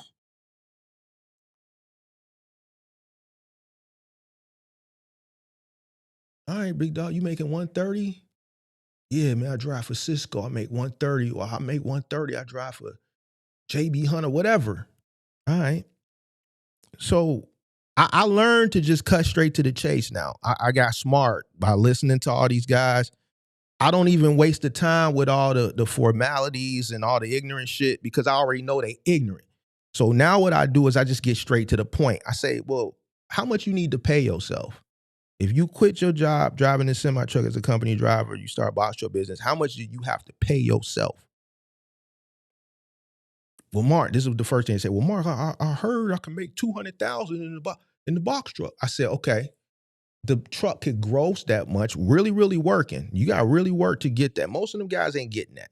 But let's say you gross that. Once again, how much do you have to pay yourself? You mean how much did the business, like to take home as far as the business? Yes. How much does the business have to pay you in order for you to be able to sustain wherever the life is that you got right now? Most of these guys that are company drivers have built a lifestyle. They got family and shit like that. The magic number is 70,000. They all say 70. I don't know. None of these guys know each other from Adam, but they all say 70,000. And then that's when I know they ain't did no research. Because if you think about it, let's say you have a good year and your truck makes 200,000. How much do you think it's going to cost you to operate? 70,000 is almost close to $100,000. We can automatically just off statistics alone and data, I should say, 20, 25, 30% is going to go to fuel. Plus your fixed costs, whether you're renting or you're financing, plus your insurance costs.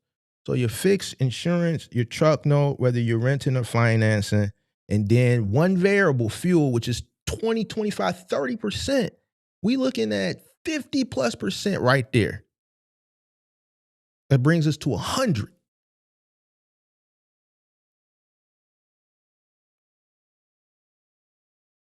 So now you still want to pay 70, but we got plenty other variables that we haven't even accounted for.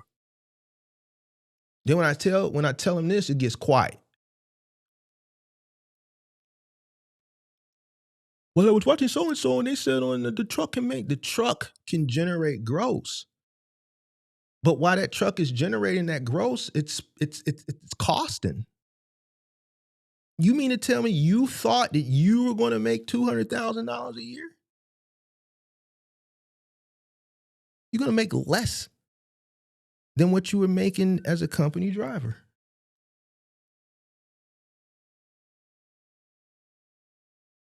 Can you make 70,000 or 100 plus thousand? Yeah, but it's not going to you. Yeah, but it's not going to happen with one truck.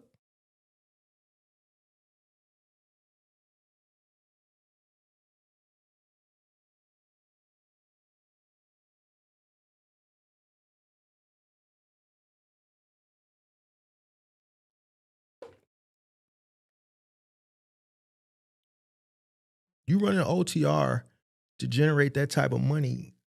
You don't spend a lot of money in fuel. 30, 25, 30%. What are you talking about? Hold up. What up, Mark? What's up? Who's this? This is Ben Hustle. I'll be in the chat. What's going on? Hey, so obviously I was listening to you. I just wanted to know, where's the gray area? Like, you can't be a damn fool and be overly optimistic. You can't be a pessimist in this industry. Where's the gray area? I think you take your profits and you allocate it into other things that make money. Investments. Okay. So I'm driving an OTR in a box truck right now. That's my job right now. How long should I absorb the industry? How long should I just go through the rigmarole road driving for somebody else? 2 years, 1 year, 3 years? You're driving for somebody else? Yeah. Oh, I mean, that's up to you. Like, I mean, do you want? Are you fine with driving for someone else, or do you want to do it on your own? I thought it would be advantageous to like really get out here. I've worked local, Amazon. I've driven a lot of box trucks, but I needed to be OTR. Like I needed to get neck deep in the water. So you want to be an OTR driver on your own? Yeah, at some point, yeah. So what? I mean, so when you say the gray area, are you speaking like from a person who's operating, or like going in? Like I'm trying to figure out. So my boss, he owns the truck and I drive for him. He dispatches. Okay. How much are you making? We have 20%. Last week we did. Our first week we did. I think we did close to 10. How long have you been doing this? I've been driving box trucks for about 4 or 5 years now. So how much did you make last year driving for this guy? Last week. Last year. Your year. Oh, last year? No, I wasn't driving for him. I started driving for him early February. You started driving for him in February? Yeah. So it gives you 11 months. How much did you make last year? Last year I probably made about 50. You don't know what you made? He didn't give you a 1099? No, I didn't work for him last year. I'm sorry. Okay. So what did you do last year? Last year I was just gigging. I was gigging, Uber, food stuff. Okay, when did you start driving for this guy? First week of February this year, last month. Oh. So basically you want to ask me, what are you going to get if you came into it on your own? No, I just want to know what substantial amount of OTR experience. I told myself 1 year. I said February to February. Oh, okay. Run it. All right, now I know your question. Create all the things you talk about. A year. Okay. Yeah. I just wanted to hear it from you. I'll be honest. Yeah. Yeah. You need a full year to really understand just different. Because you need to understand what Q1 looks like, Q2 looks like, Q3, Q4. Yeah. You need to understand radiuses, just different parts of the country. Yeah. What's moving, what's shaking. Yeah. Trends. That's all I have for you, man. I appreciate your time. Yeah, it's all good.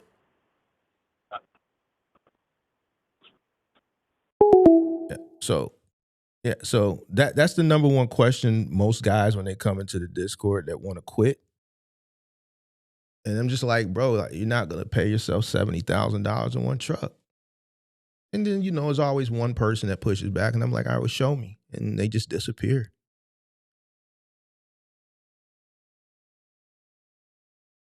If I got truck expenses, whether I'm financing or renting, insurance, and then fuel, how am I going to pay myself 70%? See, this is what I'm saying. This is logic. This is not fantasy. This is reality. There's cost. Like you gotta, it costs money to make money. The truck doesn't run on love. Like my grandma used to say. The car don't run on love. Truck don't run on love. It runs on diesel.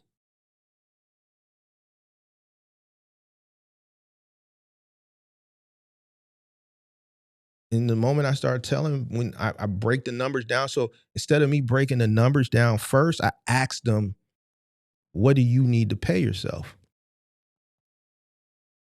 And then I break the numbers down for them. And then what they realize, I should say, is most of them can't take that financial hit.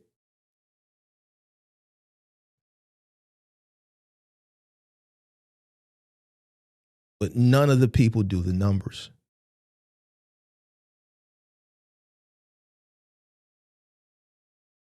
Which is just weird to me. I don't understand it. I don't get it. So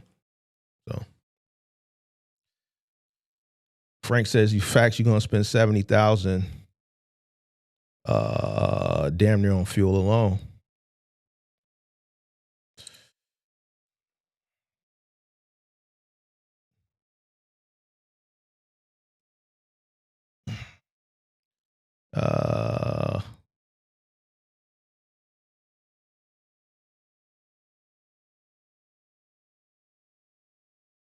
Shout out to Breed Zone. Appreciate you for watching. Let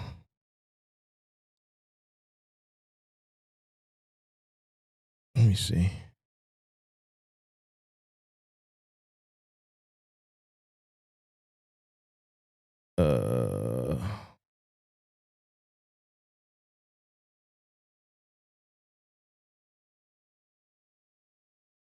Said La La Land is a great place to live, but I've never been there. Yeah, I've never been there neither.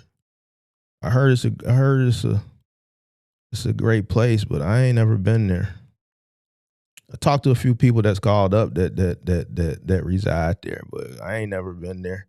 I don't want to go to La La Land. La La Land seemed kind of miserable.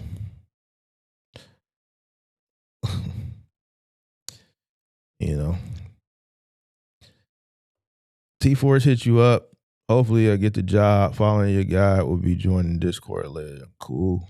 Pretty sure they're going to give it to you as long as you got all the credentials you need. When the 3PL hits you, it's really not an interview. It's just, as long as you got what they need, they got the opportunity. Excuse me. So, all right, phone number is up, 312-772-5483.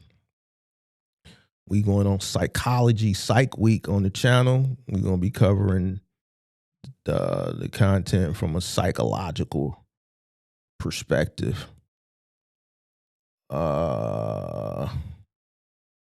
This week. You said people won't get freedom. Freedom is being able to do what you want when you want to do it, but they won't get that freedom they think they deserve because business will require more of your personal time. Yeah. Yeah, and that's what a lot of people don't realize. The amount of sacrifice it takes, because you become everything. Like these company drivers, they think that they're going to get freedom and they're going to make more money, but no, they're going to have less time. You become everything. You become everything. So they just don't realize that. So I think a job is a good thing to have. Like I'm not like, you've been watching me. I've always, a lot of my positions on things are different than most people. Because I'm just a realistic person, and I'm not here to like get you on anything or try to get you to tap anything. So I have no reason to sell you on anything. You know, I think a job is a good thing to have. I think if you have one now, you're in a blessed position. Like I say, like in another 5 years, maybe even less, you know what I'm saying? It's going to be a privilege. And I was saying this before Elon said what he said recently, where you got 4 years. He said, man, you got 4 years. I said this shit last year and a half ago on this channel. Elon recently said, yo, you got 4 years. If you've been watching me, I said that shit before he said it. Now I'm, you know, based on what I've seen from him over the course of the past 30 years, I believe him because I was already saying this shit. I'm looking at the direction of things, where things are going. I'm looking at new technology. And I understand it. So to me, if you have a job, don't let anybody discourage you. Don't let anybody talk you out of working. Don't let anybody make you feel bad because you have a job. To be honest with you, if you have a job, you're in a better position than most.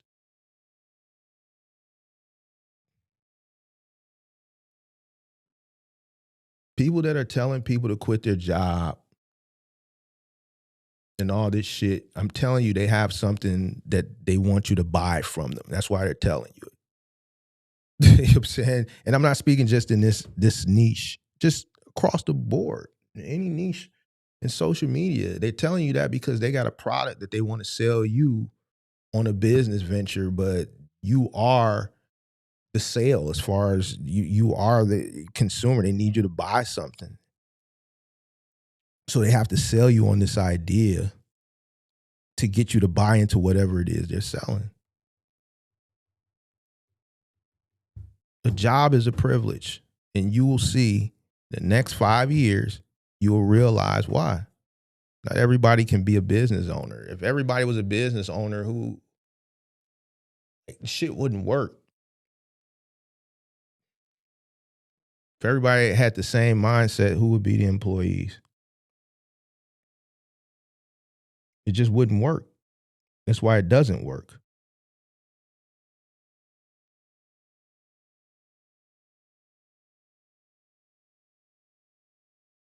I'm going to continue to say STEM. I'm going to continue to say skilled trades. I think if you are doing anything that's unskilled, you are on the chopping block. I think even from a professional standpoint, because you got unskilled, you got skilled, and then you have professional. I think unskilled is definitely on the chopping block for a lot of these unskilled labor jobs.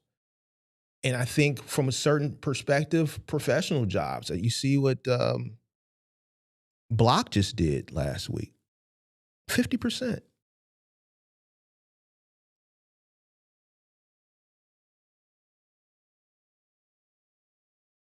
%. Said, we don't need you no more. Why? AI. 50% in one day. Just sent them home. Jack Dorsey.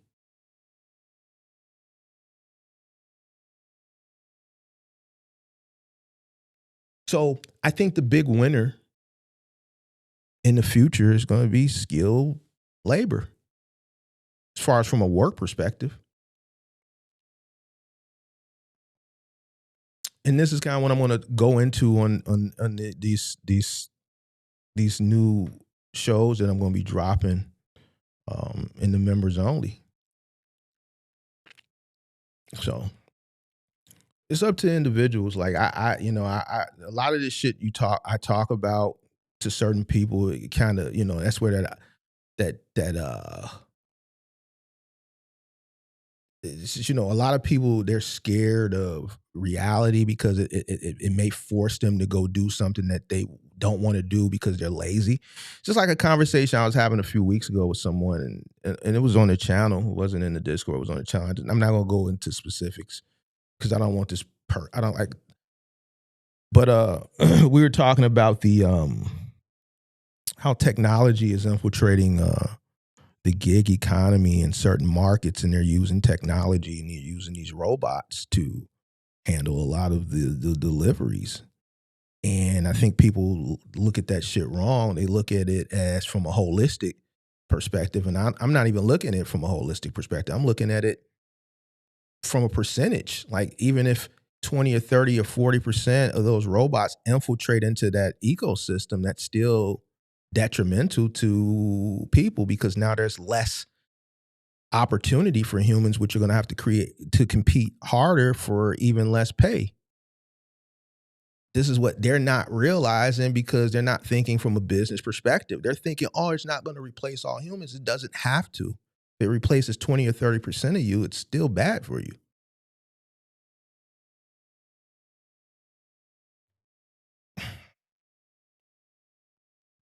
If you've been following the channel, you already know when I realized when that light bulb popped in my head, and we've been doing exceptionally well. This is all how you look at it.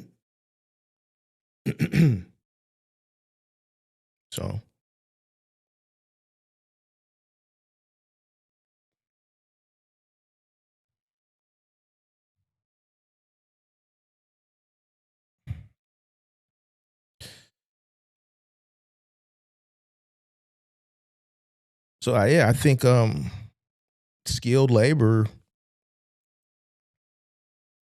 I mean, and the proof is in the pudding. It's just like this is and I'm finna get off here. It's just, I'm just kicking it. Like people consume the wrong shit. They pay attention to the wrong shit. Why was Home Depot doing that program where they were covering the cost of people in their apprenticeships? Why? Because enrollment for apprenticeship programs are down. Home Depot sells items primarily for people who are in skilled trades. So if there's less people doing skilled trades and there's less enrollment in apprenticeships, obviously there's going to be a demand for the skilled tradesmen that are out there. The price is going to go up. But the more people that are skilled tradesmen, the more money that comes into the Home Depot to buy toilets and electric coils and lumber. And they need a skilled tradesmen. They need people, because, man, that's more money that people are coming in there buying toilets and doors and locks and electrical wires and fucking sockets and lumber and plywood and drywall.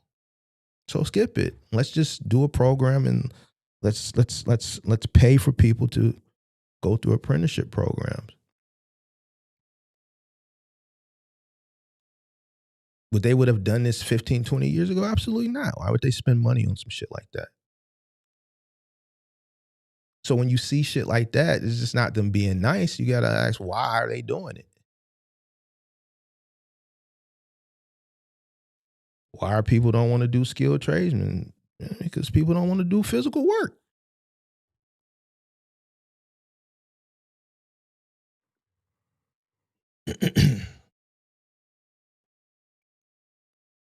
So that's where the opportunity lies. Will robots start taking over some of that work eventually? But there's a certain skilled trade that I just don't see it happening anytime soon. Driving, that shit is over with. Sorry. Sorry. I know you don't want to hear it. That shit is over with.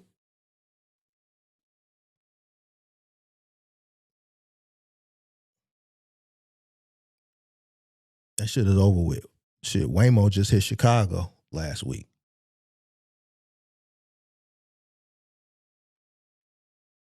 They just dropped off a bunch of Waymos here last week.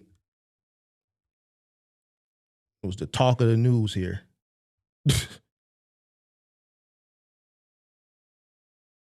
Robotaxi is on the way. It's already done. Technology is there, just waiting on approval.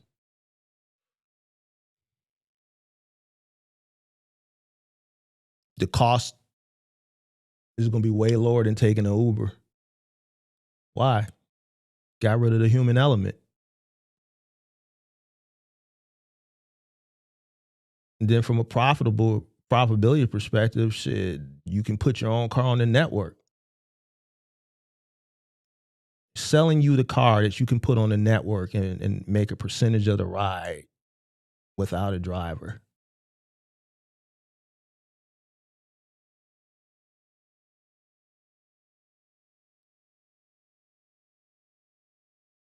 Doing the numbers, it's probably going to be cheaper to just take a ride share, a robo-taxi, than owning a car.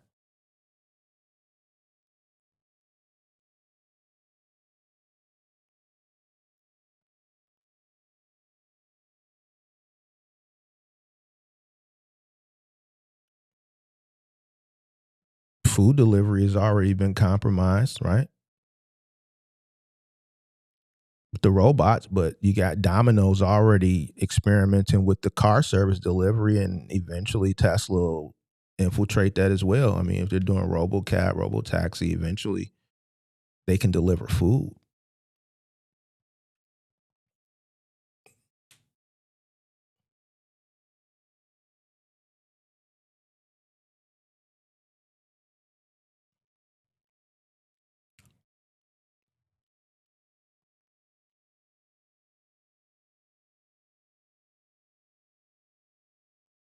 Waymo got in the way of causing a delay of emergency vehicles the other day in Austin. Yeah, I saw one that got on a railroad. And guess what? There's going to be some casualty. There's going to be some mistakes. But what I've learned just from living all these years is,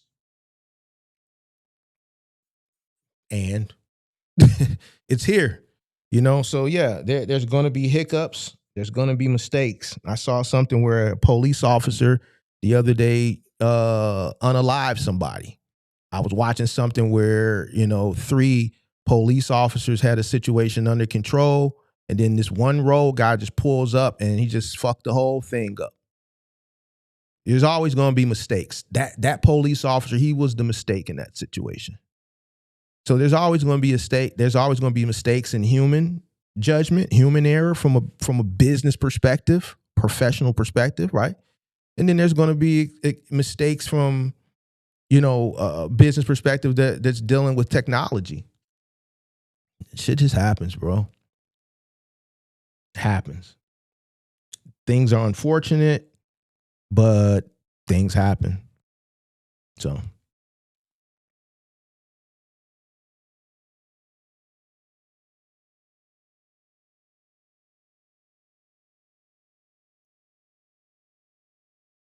Did I ever think of starting a merch line? You have some good catchphrases. No.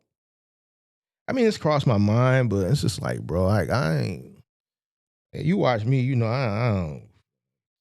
All of that, like, that's just one more thing. I don't want to be bothered with that. I don't want to be bothered. It's crossed my mind. I'm just like, nah. I don't want to be bothered with that. Yeah, but RoboCops will be coming too. Pretty sure. I've seen some in China. I think Optimus is. I don't see how Optimus could not, police departments, in 2030, not lease or buy a few Optimuses and the technology be there for them to, be law enforcement officers. I can see that. I can 100% see that. And to be honest with you, it may be necessary because even from a professional perspective of police officers in certain major cities,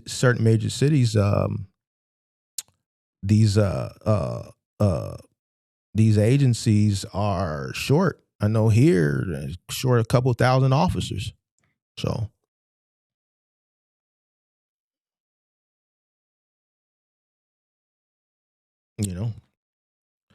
I just think people need to start thinking ahead. That's all.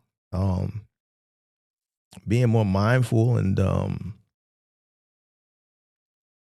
pay attention to what's going on and stop focusing on, limit your time to focusing on distractions and focus on things that really, really matter. Opportunity is here to make money, but you got to know where the sectors to focus on, and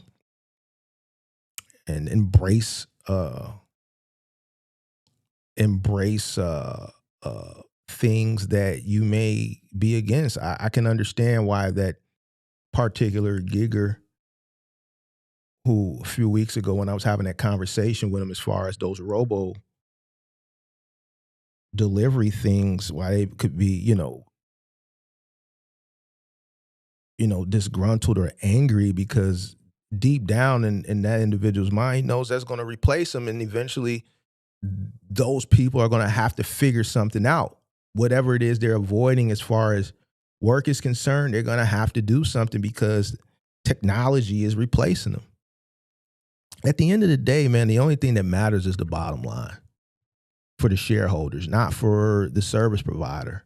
And that's where the mindset has to shift. A lot of these guys that I have these knockdown dragouts that I'm not going to do no more, it's because their mindset is thinking from a service provider level instead of an investor level. You're thinking from a person who's on the lowest of the totem pole. Your mindset, even though you're operating from the bottom of the totem pole, mentally you should be thinking from the top. And that's the difference from a person who starts at the bottom and gets to the top versus that person who just stays down there. Their mindset stays in the fucking basement. Everybody starts in the basement for the most part, unless you come from entitlement or affluence. You come from an affluent family or some type of entitlement where you inherited money, and you could start, or you inherited a already, turnkey operation. But the people who start at the bottom, that stay at the bottom, versus the people that grow, the people who start at the bottom, who are mentally thinking at the top, those are the people that grow. The people whose mind stays at the bottom of the totem poles are people that stay. And those are the people that get left behind. It's just the reality of it.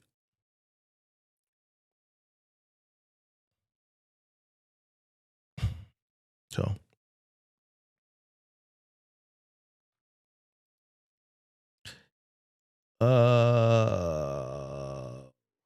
once robots start delivering sofas, I'll give my time to go. The physics of it, from the research that I've been doing, we still got a ways to go. But a lot of the things that I'm seeing, like the Optimists do, is amazing. Like the Optimist can pretty much do anything in your household right now, from washing your dishes to folding your laundry, doing your laundry, making your bed. I think they got it running now. I saw Elon post it. It can run. The physics are there. I think I saw one do a backflip. So the physics are getting there. Now, carrying a sofa, I don't think, I don't think they've gotten that far as balancing like heavy weight and going up. Like, I don't think it's there yet, but anything you can do in your home, it's pretty much there.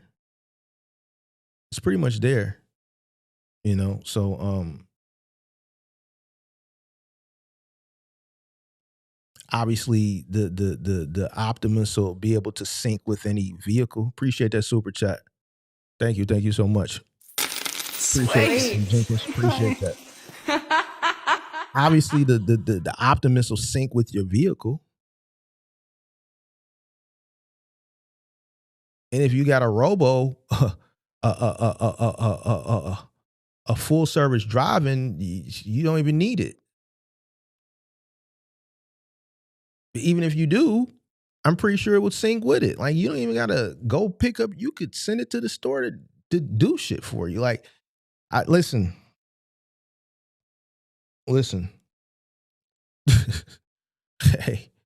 hey, So you think you'll be good in Final Miles giggers? Yeah, I think Final Mile is going to be good for the near future, but the gig economy there's already in there. It's already infiltrated. And I'm not saying this facetiously. I'm being honest with you. Like I told people last year when the light bulb, I went on the live stream and invested in the DoorDash. All it took was for me to realize the delusion there. So the more delusion they are, the better the stock performs.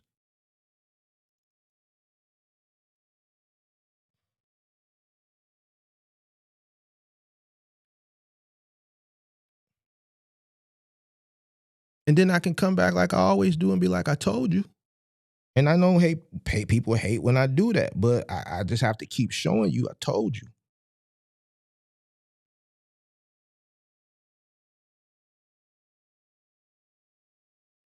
Appreciate that, Valise.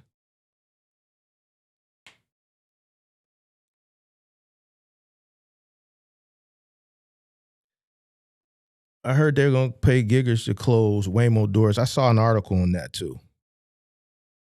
I don't know if it's true or not, but because I know here I see videos of like when the little delivery carts get stuck in the snow, they'll start talking to like passerbys. Hey, can you help me? Can you push me to the path? And then the people will do it. They'll say thank you. So now that's for the food delivery carts. I've seen, it'll ask passerbyers to kind of help them get out of the snow and maybe help them in a little pothole or something, get out of a pothole. As far as the Waymos, I did see something as far as closing the doors. I don't know why individuals would leave the door open, but I think eventually if that continues to happen, what's going to happen is if you get out of a Waymo or you get out of a car and you leave the door open, they're just going to deactivate your account. And then that's going to solve that problem.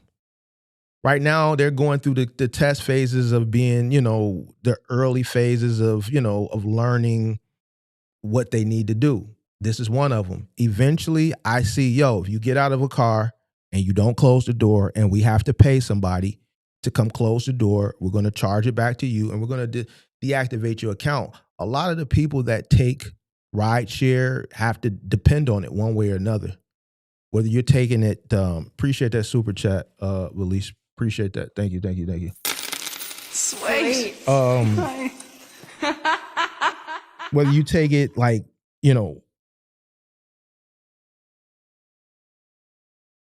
because you have to, because you don't have a car, so it's essential to how you get back and forth, or you take it sparingly on a weekend to dinner, or when you figure you're going out to a bar or a club and you're gonna be drinking, and you take it, in those situations.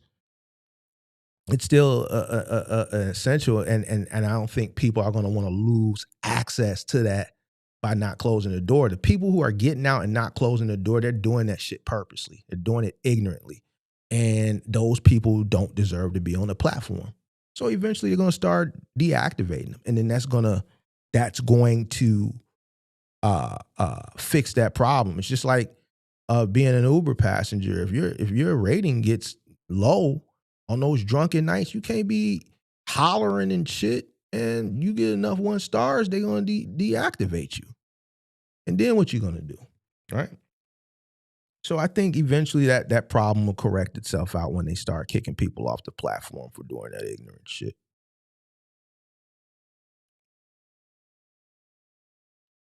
You said they charge back. See, I figured that. There's got to be some type of charge back. I would charge them back. If I was the CEO, I would charge them back and kick them off. Charge them back and kick them off. You know why? Because eventually they're going to have to get somebody else. The ride is still, they're going to have to still get a ride. They're just going to have to get somebody else to send them a ride. And then that person is going to be like, hey, man, don't do that dumb shit. So it's not like we're going to really lose money. We just going to correct the behavior. And they just going to have to go through somebody else to send them a ride every time they need a ride. So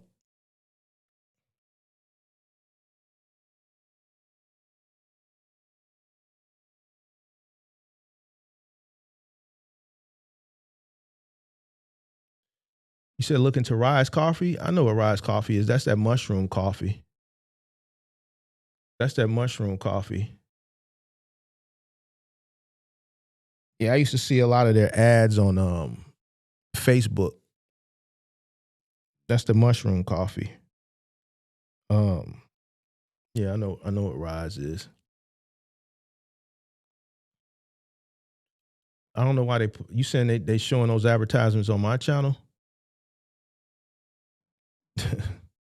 Yeah, they show shit on my channel that I don't know. I got premium, so I don't even know what ads show on my channel for the moment. I don't look.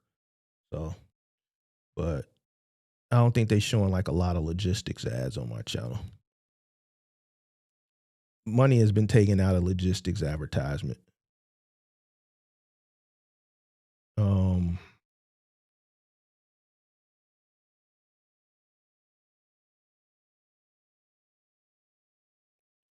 Yeah, so Optimus is about 20, like 20 to 30, but they said with mass production, over the period of time, they want to get it down to about, I think they said 10,000, you know? So now I'm skeptical on having one in my home. I don't think I would sleep comfortably knowing that it was a robot just standing up in my living room on a charger. I would definitely sleep with my bedroom door closed. I don't want to wake up with, one of these things and got a hold of my pew pews, one of my pew pews, and they get me in my sleep. So I would definitely sleep, with my door. But I wouldn't. I'm not comfortable. I wouldn't be comfortable buying one for my home. But from a business perspective, I would, initially at launch be interested in purchasing and possibly leasing out. I see opportunity there from a business perspective of purchasing and possibly leasing out. I know we were talking and brainstorming just different ideas in the Discord like a week or two ago, as far as like purchasing, 2 or 3 and maybe starting a packing business, as far as where, or incorporating them into a moving company and offering packing services and allowing the robots to pack up the home prior to moving day, which will ultimately reduce the labor cost, right? So from a business perspective, I've already been brainstorming ideas that if I was to get one of them, how, not for me personally, because I don't look at it from a personal aspect, how could I leverage this 20,000 or 15 or 20,000 from a business perspective and make money? Can I lease it out to another business? Absolutely. What industries would I target? So on and so forth. So that's how I've been looking at that technology. I haven't been looking at it from a personal perspective. I wouldn't put one in my home. Not saying I wouldn't later, like years later, but initially, no, I wouldn't be able to sleep well at night.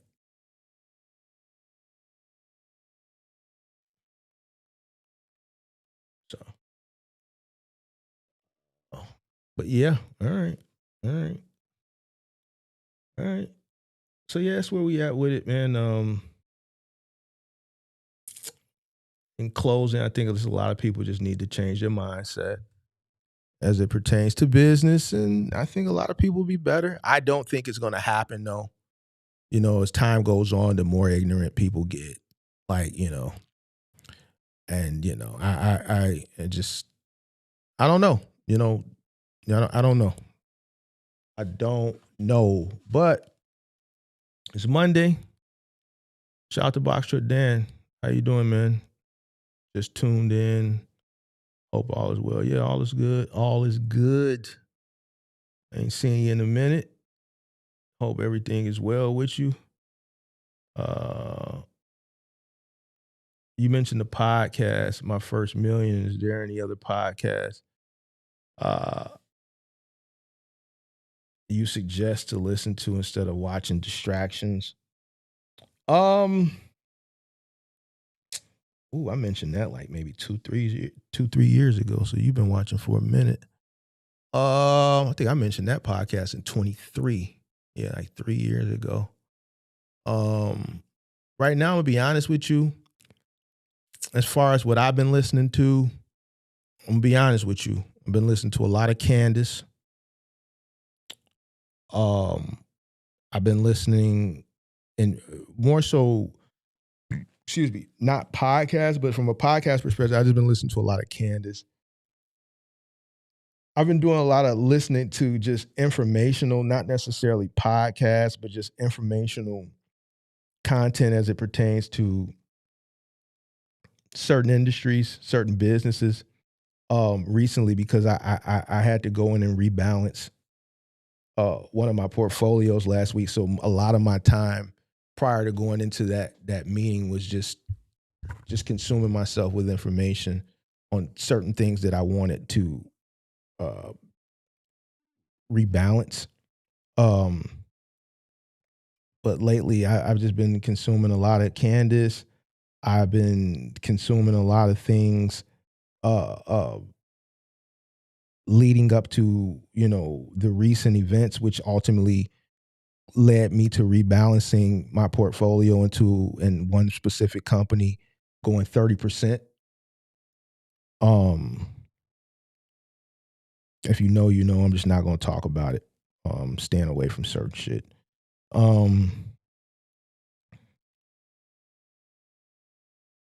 Other than that I haven't come across any new podcasts that have jumped out at me. So the ones that I mentioned a few years ago are pretty much the ones that I consume still.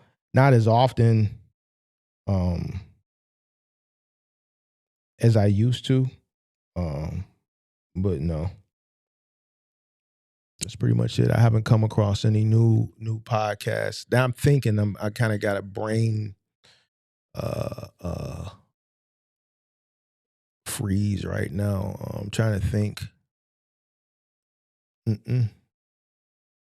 There's not a lot of new, like all the podcasts that I mentioned back in 2023. Like there hasn't been something new that has come out that's been game changing from an information standpoint since then. Like a lot of the podcasts that have come out in the past 3 years have been more so entertainment. We've seen a boom in podcasts from an entertainment perspective over the course of the last maybe year or two because the music industry died. So a lot of new entertainment podcasts, but nothing from an informational, educational perspective that's popped up on my radar. Just fucking Joe and Jada, fucking Jim Jones, shit like that, bro. Nothing from an informational perspective. So I just been still consuming the same shit.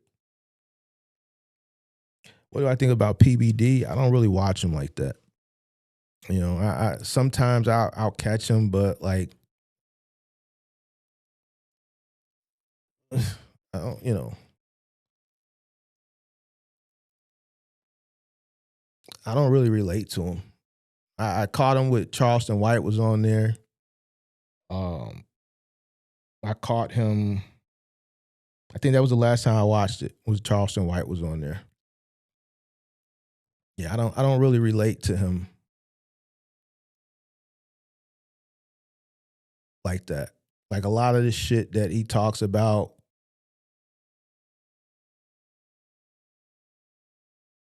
I just don't. I'm indifferent on him. I'll just say that. I'm indifferent. I'll be honest with you. I catch Myron from time to time, and I don't agree with how he puts out his shit, but I take the information, the satire. I don't agree with it, because I think it's done to engage the audience. I think, and I'm gonna be honest with you. I think a lot of these guys, that are in that ecosystem of content, I think a lot of the antics that they do is to keep engagement up. I don't think a lot of these guys believe or really are the way that they portray themselves to be. I think they do that purposely to keep viewers there and keep engagement um, in the chat. And I'll dibble and dabble and see what a person is talking about, see if I can pull out some information and then take it and do my own research. So I'll listen to him. I'll listen to Candace. I'm curious to hear what she's going to have to talk about today, if she's going to derail from what she was focusing on last week since the events that happened over the weekend, and she's going to do some covering on that. I'm just curious to hear her take on that. I was watching The Saint last night. I kind of was I've been listening to him a little bit more. I've been really focusing in and honing in on his take on things since January. I know he's kind of controversial, but I just take and pull from everywhere, and then I come up with my own, conclusion on things. So I've been listening to The Saint. I caught him late. Believe it or not, what was this? I listened to The Angry Man. I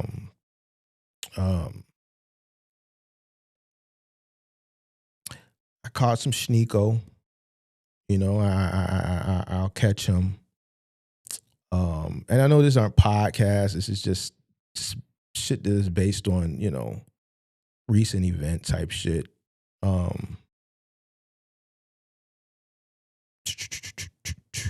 else? Who else?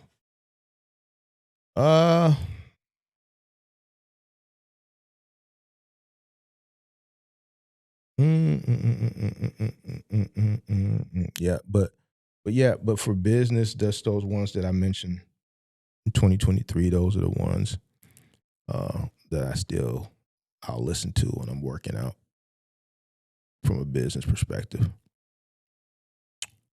Well,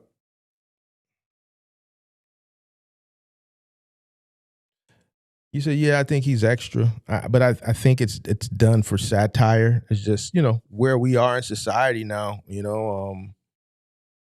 Certain things on certain platforms are accepted, and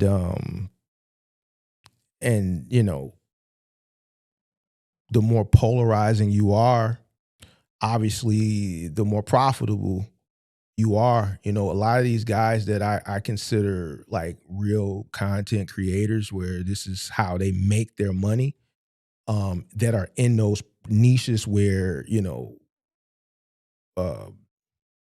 there's a lot of interest, like politics and shit like that. The more polarizing you are, the more views you get, right? And then you got to understand, for that individual, once they got demonetized, he had to become more polarizing in order to get people to come off the platform to Cash App and OSS, or however they get money to fund the show and to keep their bills paid. So he had to turn it up another notch. I think it's all, for the bottom line, because at the end of the day, it's a business. And, at the end of the day, I look at these guys as characters, not from a negative way. It's a character. It's a persona online, and people buy into it. But you got to pull the information out of the satire. So once you pull the information out of the satire, a lot of people can't differentiate the satire from the value. So I don't sit there and watch full, because lately he's been streaming a lot. Like every time I go on YouTube, he's live, obviously because of what's going on, and this is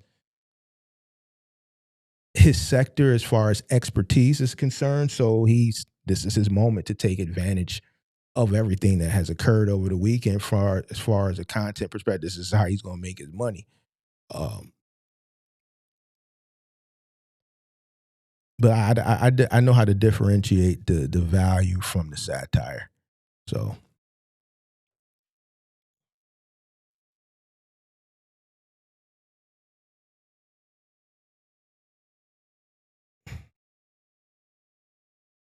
you said, I just want to thank you, Mark, for all the information you have given over the years. I watched you since you were nice and did a lot of diagrams. I have learned a lot and it's been very helpful. I appreciate you. No, I'm still nice. But you gotta understand, when I first started doing the content from a diagram perspective and presentation wise, it was like anything, like kind of what I talked. I was ignorant. I thought that people would consume educational content. Um, I I gave people the benefit of the doubt.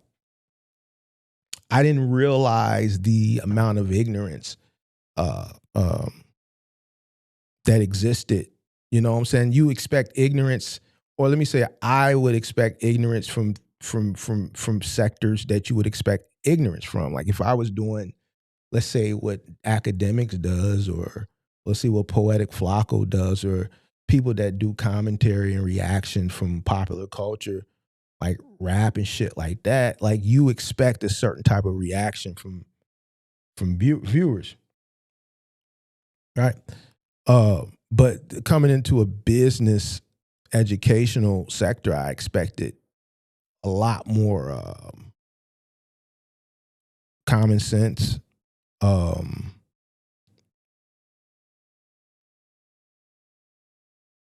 and just a lot more, less ignorance, right? And then once I realized that it was the complete opposite over a period of time, it, I just realized that, like those diagrams and the effort that was going into it, it was not. Certain people, a small, minute percentage of people, were taking and consuming it uh,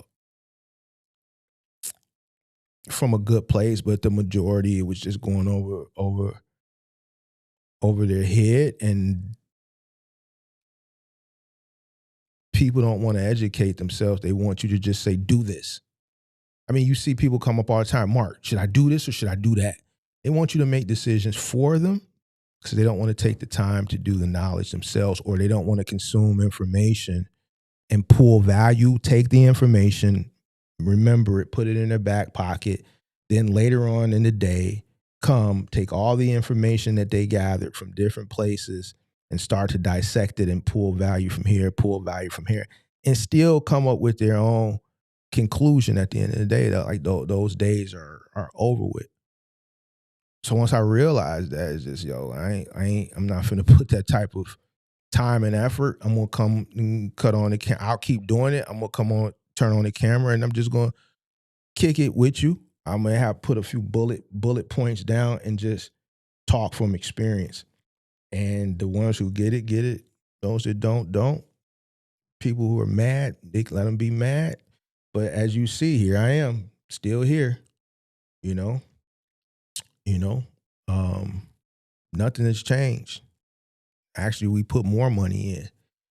So we changed the set, put more money in to help give you a more digestible uh, uh, viewing uh, uh, experience. But no, I'm still nice. I'm nice. It's just, it's just sometimes it gets frustrating because you talk to a large portion of your audiences, people of color, they come from backgrounds similar to you, and it gets frustrating and it gets upsetting when you see people could do better for themselves, but they don't want to put the time and the effort in to achieve uh, uh, what they have in their mind as far as success. They don't want to put the time and the effort in, and it starts with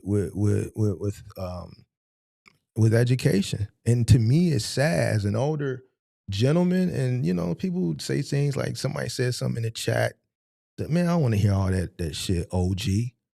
You know, sometimes that can be a little upsetting because then you look at a person who says that this will be the same person 2-3 months, like you see all the time, coming up apologizing to me because now they need help.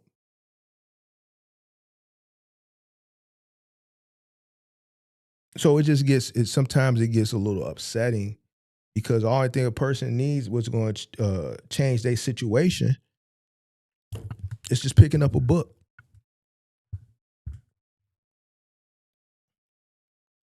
Like until I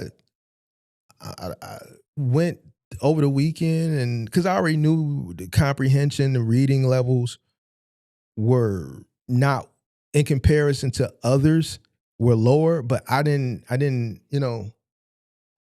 realize it was like that until I went and visually saw it. And then I always say it's always things that make things more clear for me why people don't go above and beyond and do what they're supposed to do. But just seeing the data as far as the reading levels, it just made it obvious. So if a motherfucker reading levels are low, comprehension levels are low, motherfucker ain't finna go pick up and educate themselves on how to be successful.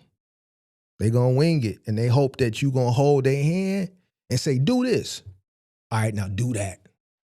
All right, you did that. Now do this. Now do that. This is why a person will pay a person. I had to go find the information for myself. This is why a person will pay a person an egregious amount of money for Googleable information. Why?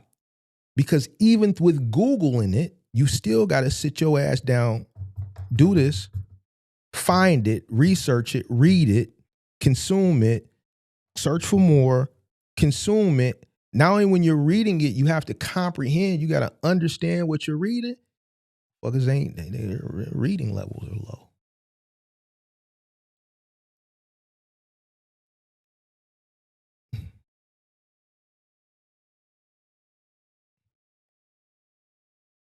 So that's why motherfucker be like, man, OG, I don't want to hear that. You know why? Because when I'm saying it, they ain't comprehending it. From viewers to even you seen me talk to other content creators, you try to give a motherfucker game, they don't want to hear you. You a old head.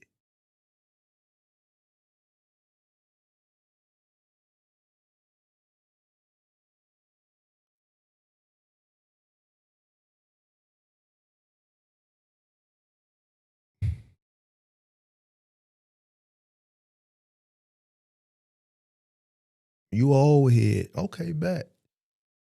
I did something last week with a short-term portfolio.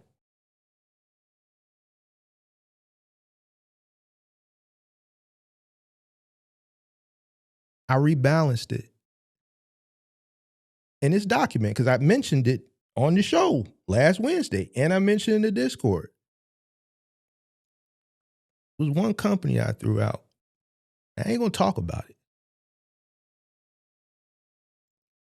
because it's just, it can be. But if you know, you know.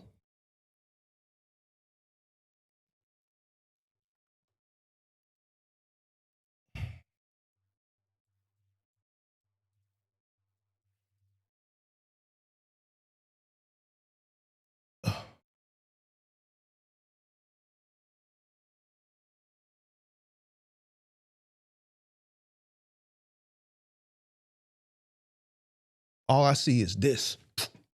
It's like a vertical line, Joe, from where it was last week to today. It ain't like this motherfucker. We went from here to like that. It's like a vertical line.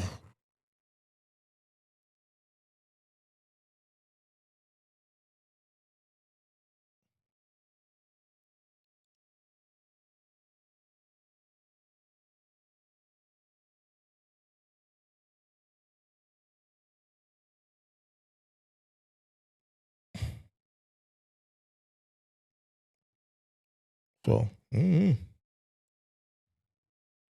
still a nice guy. The people who take the time to consume it and comprehend it, they'll understand that because they'll say, you know what? He could have kept that shit to himself.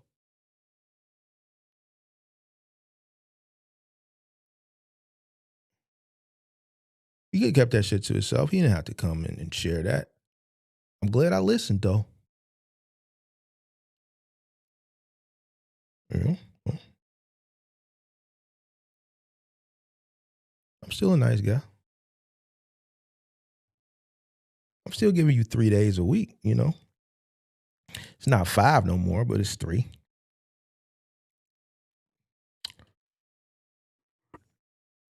Bro said my truck broke down. Nah, y'all better listen to Mark. He right 80% of the 80%. Nah, big dog. Just imagine if I was robbing from my business, I wouldn't be able to afford to get my truck towed and fixed. Nah, big dog. We you got that number mixed up. It's a high number, but man, come on, big dog. Come on, big dog. It's a 9 in that number, bro. That 8's supposed to start with a 9, big dog. A 9. It was only one thing I can think about that I was not, and I want to say I wasn't even right. It just wasn't right for me at the time no more because I saw opportunity elsewhere, and it actually, lo and behold, finally, and that shit didn't even have nothing to do with trucking, and that was XRP. But what I did with the money that I had set in XRP all those years, I wouldn't have made what I made by divesting out of that and reallocating it to where I put it. I still did better than what I would have did if I would have left it in there. So you can hold me accountable for that, but it fared good for me. You know what I'm saying? It fared good for me, you know, and I haven't looked back. You know, I moved it out of that into an AI play, and I did better than what I would have did even when it started to move if I would have left it in there. So it's the only thing that I can say in these 4 years of doing content that you can say I missed, which I didn't miss it, but I'll let you say I did. I'll let you say I did. I'll let you say I did. But other than that, man, I've been spot on, big dog. I've been spot on. Trust me, you'll know when I miss. You'll know. You'll know. I can't I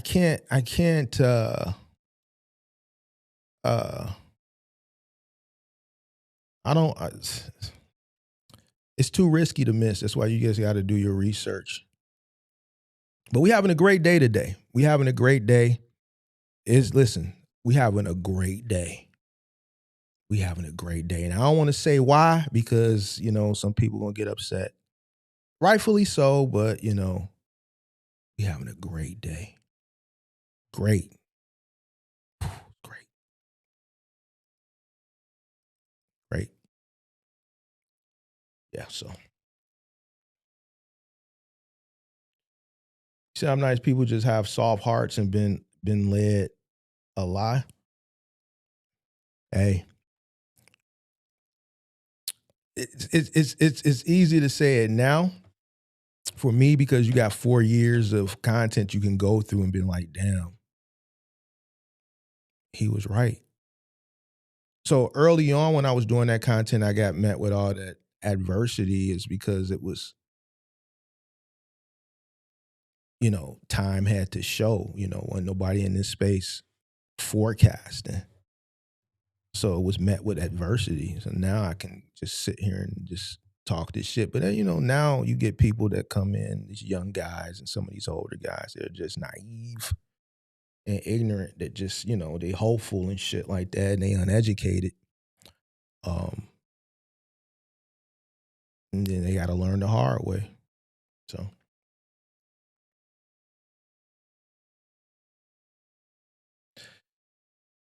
You giving stop plays in the Discord? Nope. I just mentioned something on the live based on what I had to do Tuesday, and I just kind of just said, I wasn't going to do live. I had to meet with my financial person because I wanted to rebalance one of my portfolios. And I think in the Discord I did mention something. But I'm just glad I rebalanced that short term. I would have been good either way, but man, I'm glad I rebalanced it to how I did it. Cause a situation that occurred, so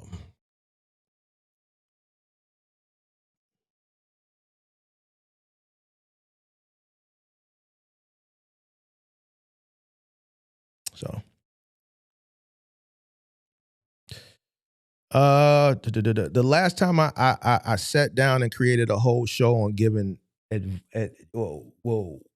letting people into what I was doing and everybody made the money, they got greedy. That's why I haven't did it no more. So it only take one time for me. I say that shit all the time. One time, bro. And that's it. You got to know when to hold and know when to fold. You got to know when to get in and get out, big dog. A lot of people want to hold on and shit. It's not business. Business is knowing when to get in, knowing when to get out. Opportunity.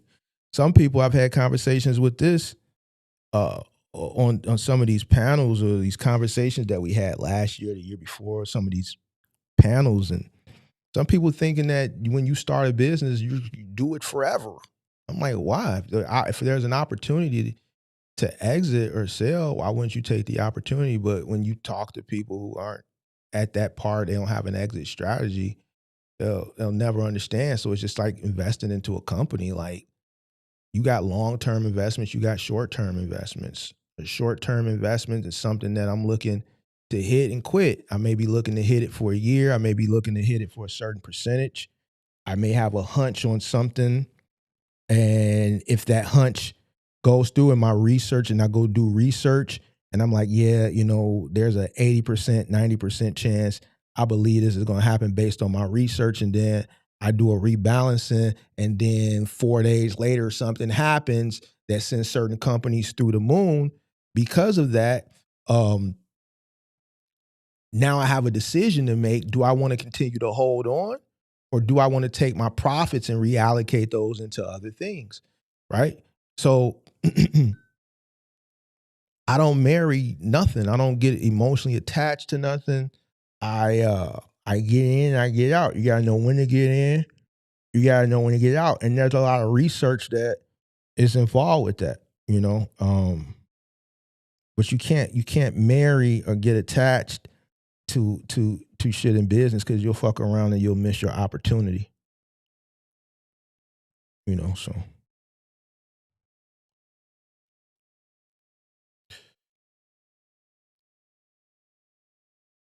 no, it's crazy to see how lazy the men in America have begun. Final mile is the way in logistics, trucking or household goods moving. Most men that come up always say, oh, no, I'm not trying to touch nothing. There you have it. I mean, we see it. We know it. But, it's just what it is, big dog.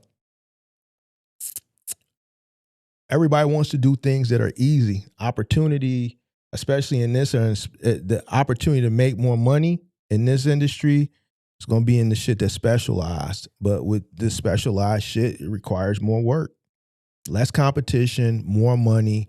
To me, it's cut and dry, but, to the society that we live in, they want instant gratification. They want to turn the money over so they can go flex it, spend it.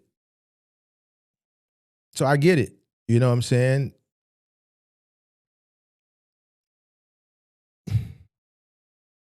So it just is what it is. I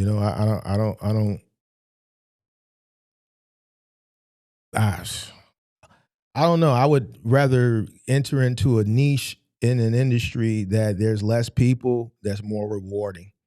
And if the barrier to entry, the caveat or whatever is more work, then so be it.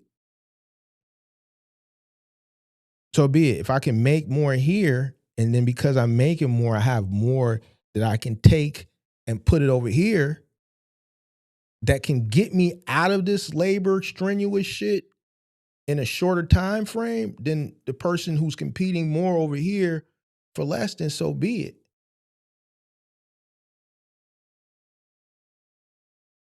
Listen, the man said you got 4 years. I believe him. Why? Because before he said it, I said you got about 5 to 7. Now the man then said you got 4. But he also said, listen, there's a certain class of people that's pretty much cut out. They're going to automatically be cut out. They're coining it some new coin, the I forget this new term that they've coined this, the middle class now, the permanent, what is it called now? They coined it on X or TikTok, the permanent unfortunate, some shit, the permanent something. It's something that they turned the middle class now. They've given it a new term. And you can take advantage of the opportunity that's being presented to you. You know, some people are probably, Mark, what is the opportunity? Well, wouldn't you like to know? If you've been paying attention, I've been telling you the whole time. You can take advantage of the opportunity that's being presented to you currently at the moment, or you can let the opportunity go past you. And in about 4, 5, 6, 7 years, you're going to look back in time and you're going to say, yo, I wish I would have did this.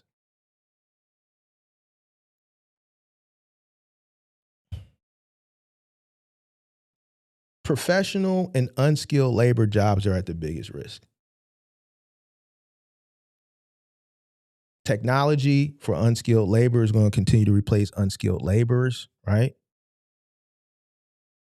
Technology, robotics, things of that nature. And then from a professional aspect, technology, artificial intelligence. We just watched Block fire 50% of their staff last week. Let's take a look at something.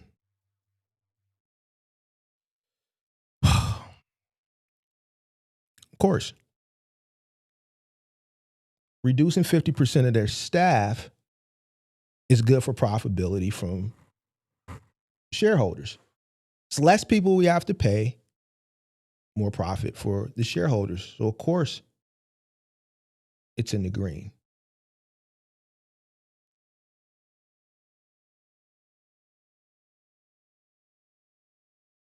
We don't need people to do professional jobs when if artificial intelligence is getting better and better and better and smarter and smarter and smarter. I got somebody right now that I know experimenting with OpenClaw.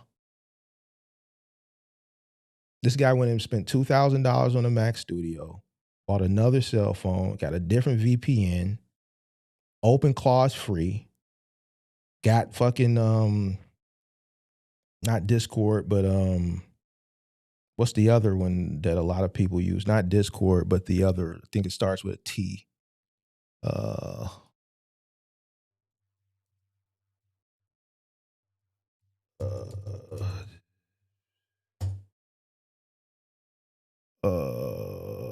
What's the Telegram? Built a whole AI agent using, which I wouldn't recommend you do. Don't go do it. Because you're going to fuck around and your personal shit is going to be fucked up. That's why he went and got a whole separate setup. Telegram has a whole AI agent using OpenClaw that's just doing tasks for him in the background.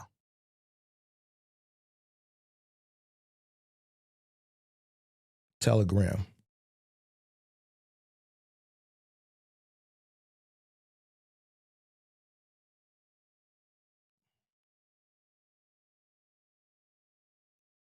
Doing all these tasks for him in the background while he's doing something else.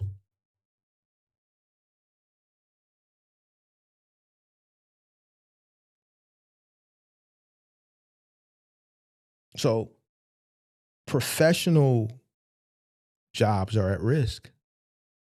Skilled labor, you're going to be straight for the most part. So even from a skilled aspect, right? Because I'm going to be honest, and I'm going to get out of here. 3 o'clock, I'm gone. If I'm looking at a box truck, and I'm it's not saying to hurt your feelings. I'm just being honest. And the more you fight reality,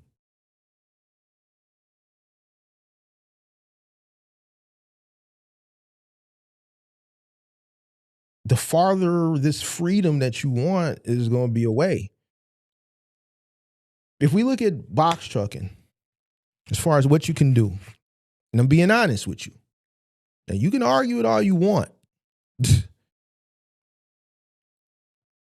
Because I'm gonna be honest with you, if and you see me tell people all the time when they come up here, when they run into money, yo, Mark, I got 25, 30. Nigga, you could have put 30 into something the other day, and listen, if you would have listened to Big Mark and you had that plug with Big Mark, I would have said, man, run that 30 right here and just be cool. You would be calling me today like, Mark, you the man. That 30 would have been about 50, 40, 59, 50 right about now. I'm just, don't get it, sis.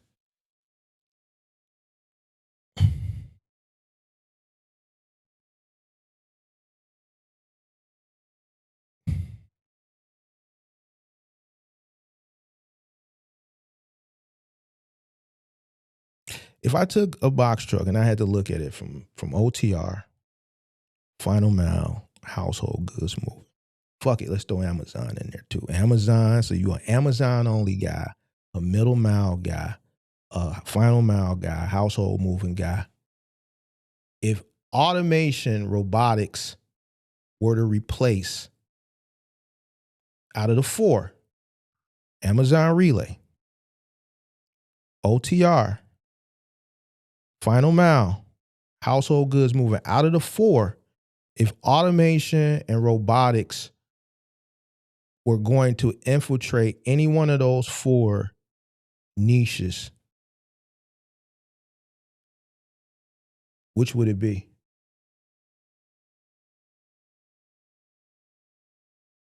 Remember,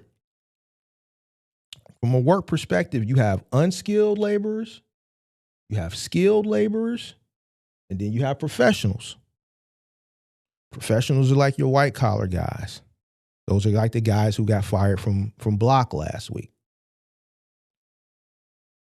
You got skilled laborers, you got unskilled laborers. Unskilled laborers are, no offense, but this is how you break down the workforce. Skilled laborers are guys, the jobs that don't require skill. Grocery store workers, retail, food delivery, like giggers. Then you got skilled labor, right? Electricians, plumbers, mechanics. Some areas of logistics. All right, nobody, one person. All right, so if I looked at it from from these aspects, out of these 4, then none of them are professional, right? From a do aspect, you're actually doing the physical work. None of them are professional. So not only lives us with skilled and unskilled, right? We already see that automation, full self-driving, the technology is already exists. We see in some parts of the country, some trucks are full self-driving, are driving from one destination to another on a specific route.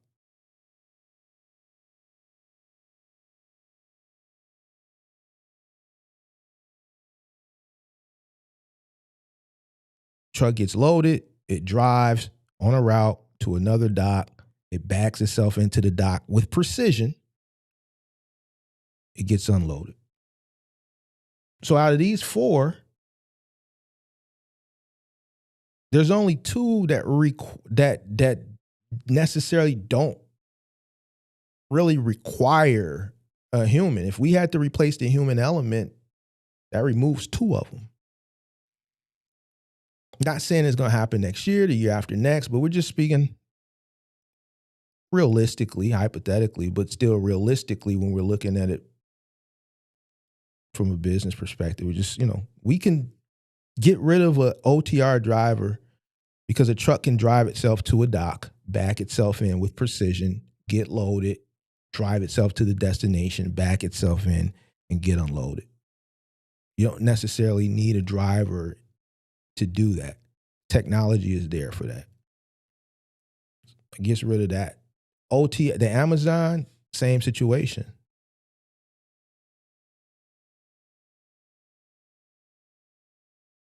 There's still a physical human aspect of final mile and household goods moving.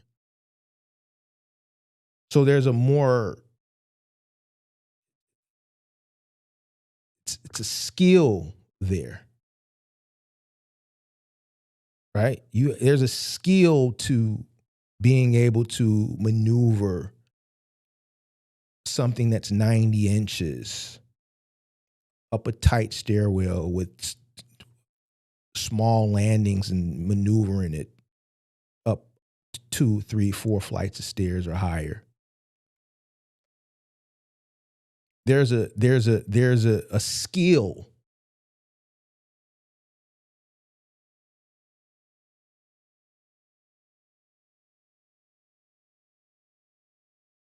that's required to pack a truck. There's a skill there. It's something that has to be taught, that you have to learn over a period of time. How do you pack a truck? What goes in first?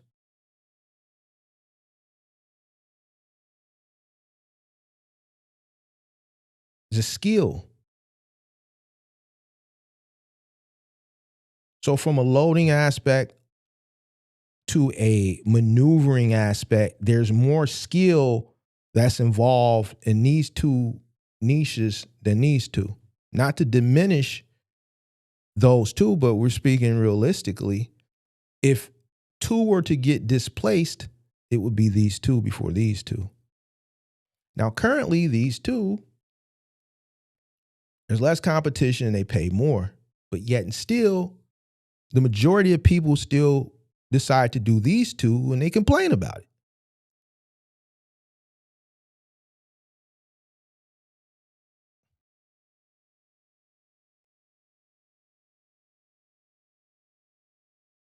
Now, what happens if these 2 technology starts to slowly infiltrate?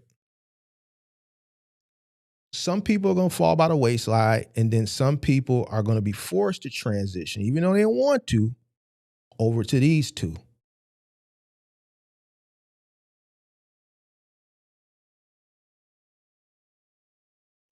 And then when that happens, the early adopters that were already there are going to be in good standing.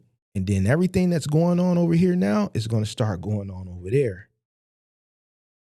Because there's going to be some congestion there, because everybody's trying to come over to get those opportunities. And once those opportunities are got, these people over here are going to continue to still get displaced. They may not get 100% displaced, but if they get 20% displaced due to technology, that's still less opportunity, which creates more competition for lesser opportunity, which does what?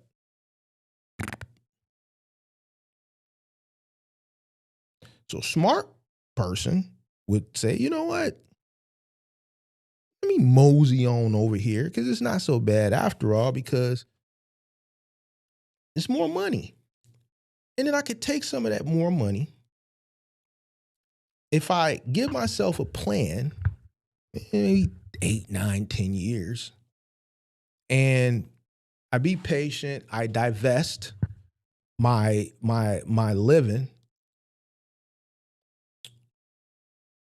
and I because I'm divesting my living, I have more money that I can take and allocate to other things that will bring me revenue long term, so that I could divest and remove myself from here 10 years or 12 years or 8 years down the line, and then get to a point where my investments, from all the investments that I've accrued over a period of time, because I've been doing it aggressively, because I've been sacrificing a lot, that's what my work can become. And I can spend maybe a day or two, I mean, not a day or two, an hour or two a day, just focusing on and paying attention to and researching things, and taking that information and applying it where the money is, to ensure that the money that I've accrued continues to work for me, so that I don't have to go back to working for money. I worked for money for 10 years to get to a point so money can work for me. And now I just work 2 hours a day, just, keeping up with the news. What's going on? Whoa, wait a minute. There's conflict? Wait, what? He said what? What's happening? All right, let's start. Wait, what did he do again? I'm not saying no names. If you know, you know. He said, they did what? Because now you done worked 10 years and you sacrificed, so you got a bunch of money over there that's working. But you got to keep doing a little work, because you gotta still chase the money. This motherfucker said, well, oh, that motherfucker crazy. You think he gonna do it? Well, they kind of in bed. It seemed like we owed them something, man. We gotta owe them something, because, man, it just seemed like they got something on us, so we owe them something. So it's looking like we gonna have to go do that. Fuck that, man. Let's just, they got a contract with the government? Oh yeah, they got a contract. Okay, so let's how much we got? Let's take about 50,000. Let's get it out of that. Let's take profits from that. Let's take profits from that. Let's take profits from that. We don't want to just move a bunch of money. Let's just see where we profitable at. Let's take some profits from multiple places, and let's put that shit over here. Because I'm thinking, the way this shit looking, it's like, and then that's what your work becomes. And then the next day you what you said? What happened? They did what? They got some new technology over there. What the technology do? Oh man, they talking about, man, what they finna do is they finna have these cars, and I'm just using shit that's easy for some people to comprehend. And what that's gonna do, they're gonna have the cars, and you can put your own car on a network, and when your car not working, you can make money. And if you want to do it as a business, you can just put your car on the network, and it's just gonna make money. And it don't require a human. And when you further dig into case studies, you gonna say, okay, well, what is the current rideshare market doing? Okay, they still struggling with profitability, but then we getting rid of the human aspect. So because of that, over here, those rideshare rates are gonna be lower than what they is over here. So that's gonna force a lot of consumers to go over here. This is probably gonna get X'd out. We can make money over here on the front end and on the back end. But if we get in now, the buying is going to be cheaper than when this technology comes into fruition and it comes on the marketplace. Because as this shit starts to sell, that's more revenue that's going to come into the company.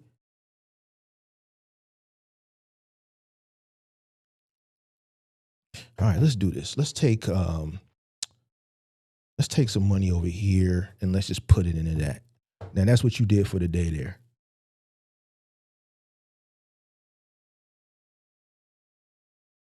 That's what work becomes for you. Just making sure that the money is working and making sure that you got the money working in things that you know are going to continuously make money. Short term, then long term shit, your safe plays, your Mag 7 shit. Set that shit and forget about it. That shit long term. You just keep allocating. You don't even worry about that shit.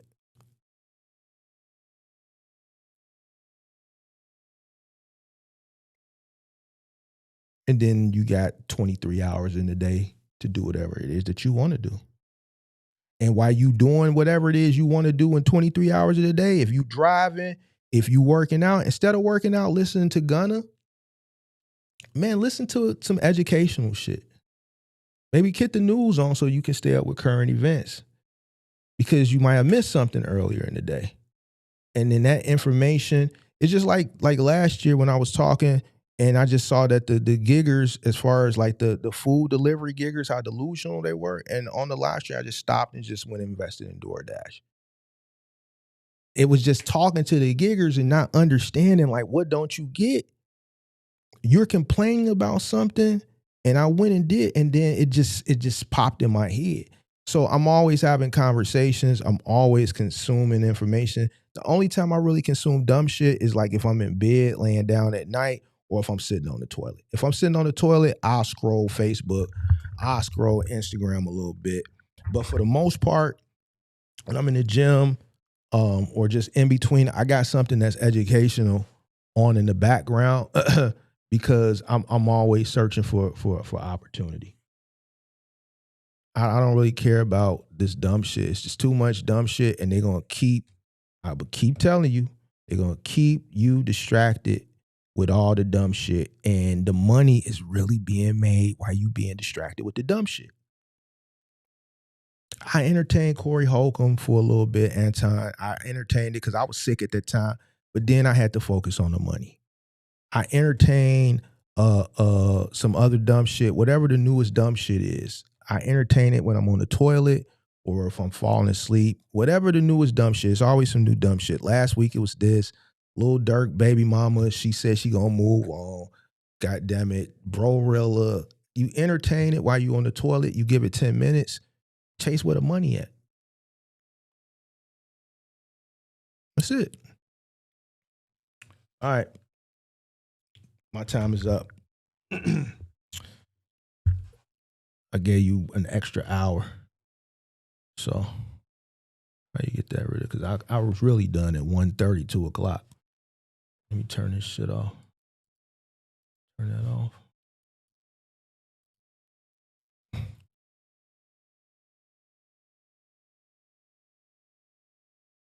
Small moving companies are more at risk. I don't see how. At risk how? What are we talking about? More at risk how?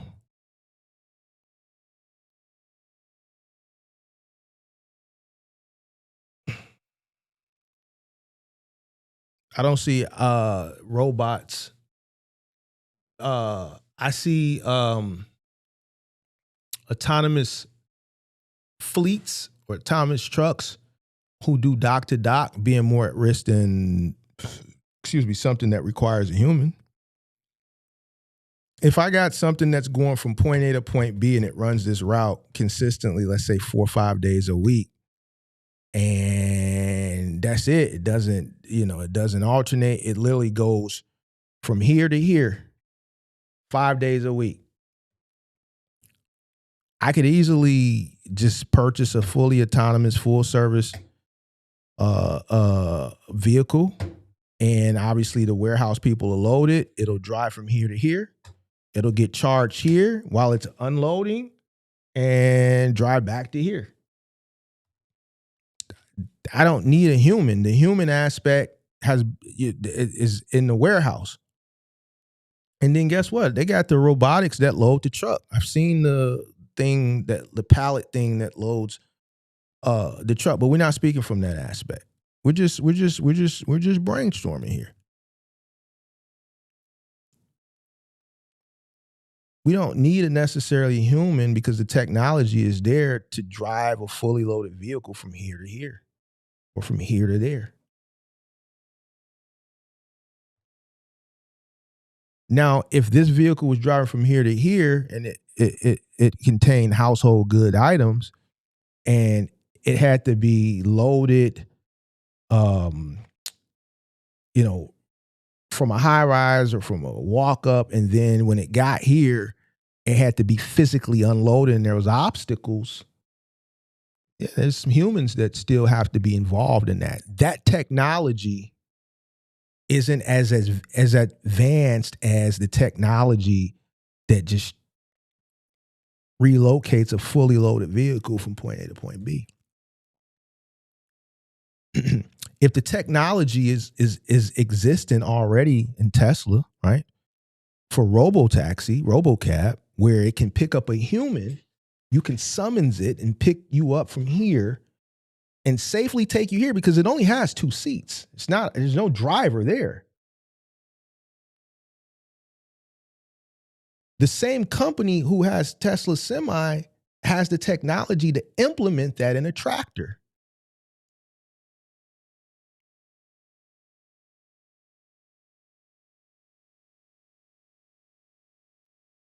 If the robotaxi exists already, 2 seats.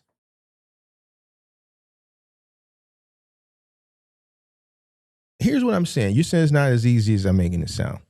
It's already here. It's 2 seats.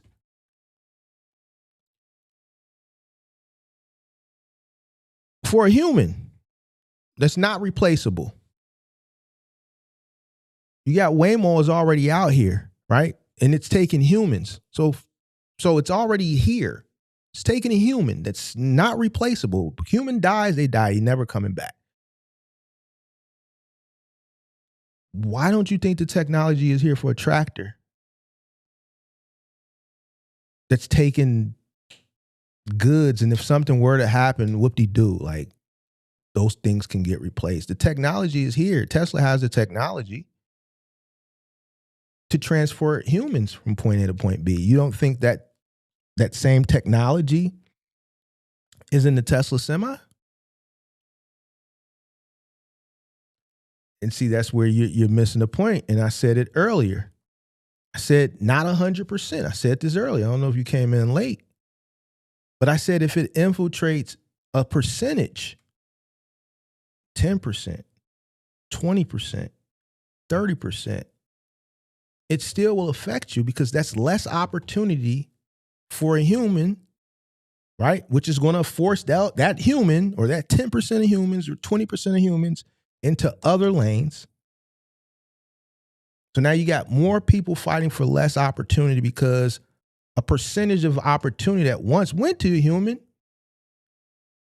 has gone to a fully autonomous semi-truck.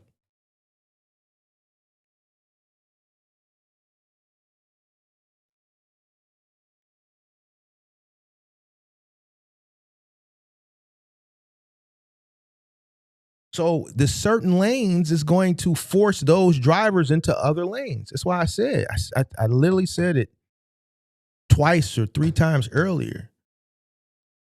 Not 100%, but if 10, 20, 30% get affected, where do you think those drivers are going to go? To McDonald's? Think they're going to go with their CDL to flipping burgers? Nah, they're just going to go into other lanes.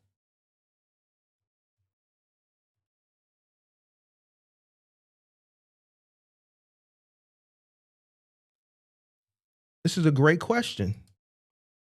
A company that wants to increase their profit margins. See, you're looking at it, you're not looking at it from an investor perspective.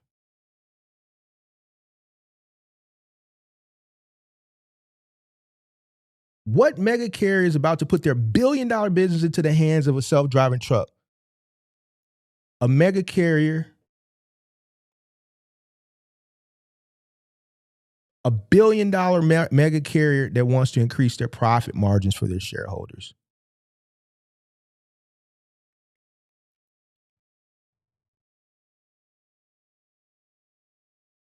If we can eliminate 5% of humans that are just literally driving from point A to point B, and that's it, with fully autonomous vehicles, we just got rid of the labor, the benefits, the union, all that shit is a wrap.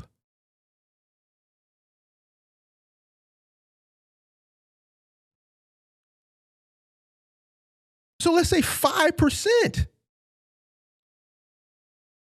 It's going to increase profitability. Listen to what you just said. What mega carrier is about to put their $1 billion business? $1 billion. We're speaking about a business. They're a capitalist. See, why you didn't ask me this earlier? I wish you would have called in. These are the conversations I like to have. See, because this shit is what gets the brain stimulated. Why you didn't call up and ask this question? This is the conversations that I want to have. Why wouldn't they? They're capitalist. They don't have to replace 100%. If they replace 5 or 10%, it's better for the shareholders. 5% of how many drivers?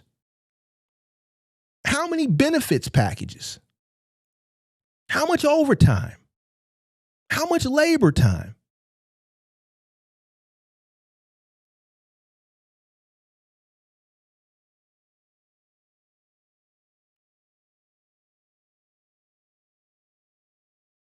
He's speaking from a business perspective.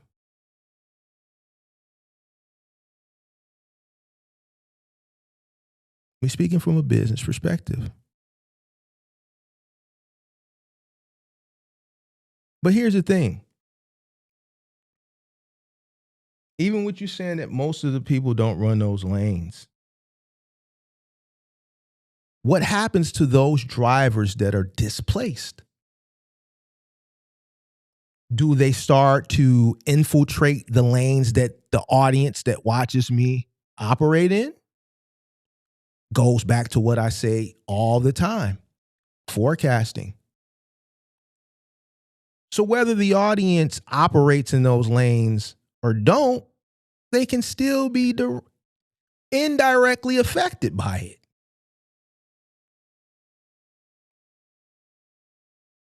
Because if people are getting displaced in those lanes, then they'll start to come over into their lanes. Come on, Beats. You're way. I don't know if you're trolling right now. This is not something I would expect from you. You gotta be trolling. You have to be trolling.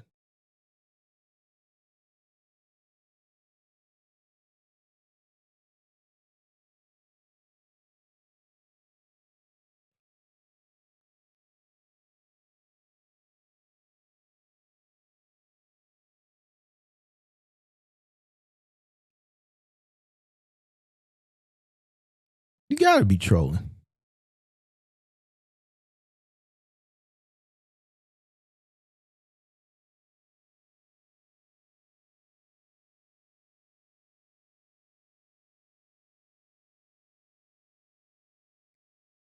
He gotta be trolling.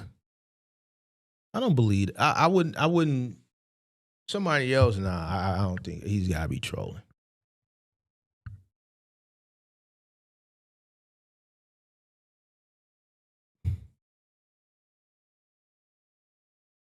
I know. Listen, these conversations they get a little, when you get to talking about and trust me, I wasn't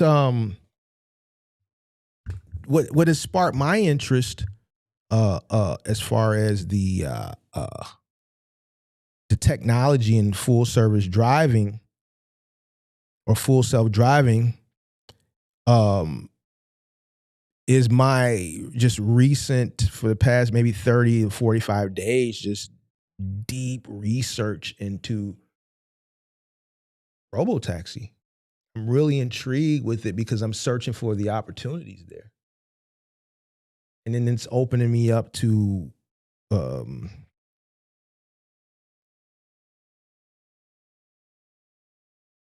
understanding full self-driving as far as logistics is concerned, because Tesla has the semi truck. And what opportunities lie there. I'm not like gonna wait for these things to come into fruition and then no, I want to do it now because I want to be early to the party, not late.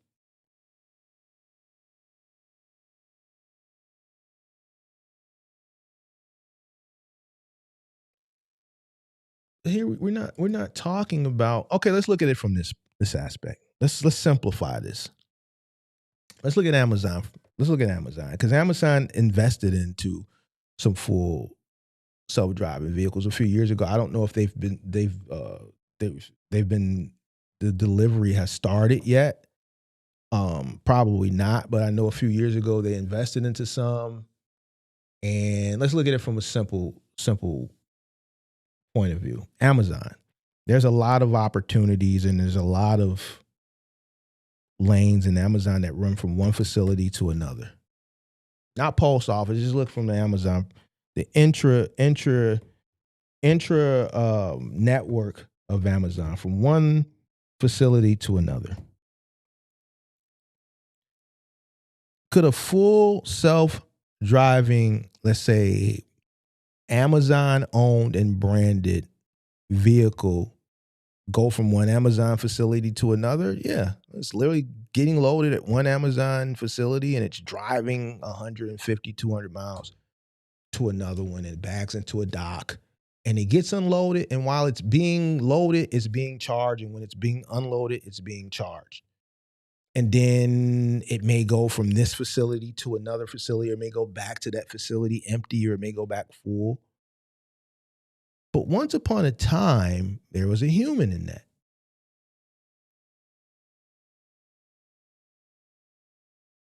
So you don't think that's possible? Or I don't understand why you wouldn't think that's possible. But let's speak from that perspective. Now, this human or those humans or whatever percentage of those vehicles that they acquire that replaces humans have to find something else to do with their credentials. And then they're going to start to fall into the things that you saying that this technology is not going to infiltrate at the beginning, which I agree with. But what's going to happen is when those people start coming over, then the people that were there are going to have to compete with more people for the same amount of opportunity. So it's still going to affect you.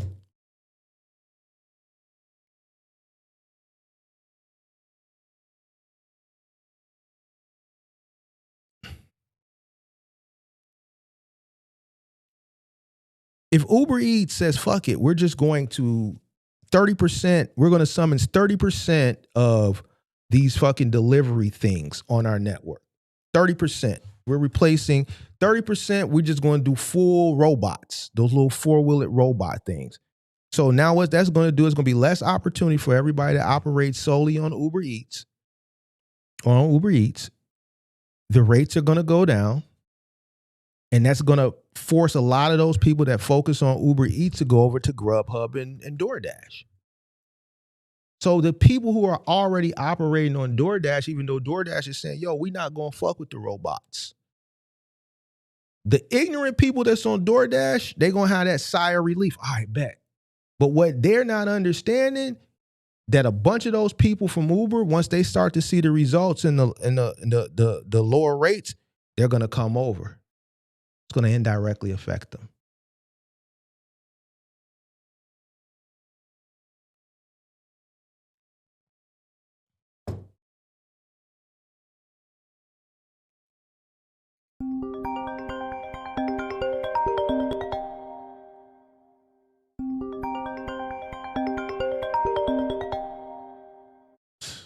I might have to take this. Let me text, see if I gotta take this, then I gotta get on.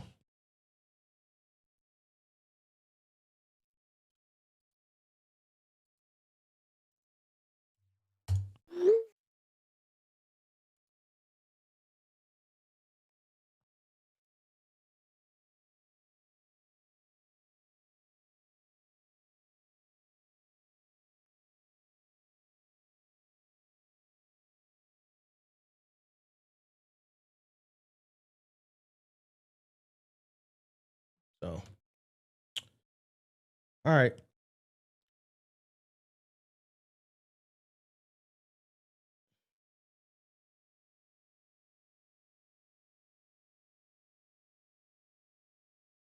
If everybody started moving companies, you're right. But here's one thing that I can pretty much for certain say, based on where we are, and I'm gonna get out of here for real. Everybody ain't finna do that. Everybody ain't finna do that. People just do not want to work. So the harder the work, the more people run from it. The harder the work, the more people are running from it. And that's just the real. That's on the real. The harder the shit is, the farther people running from it. So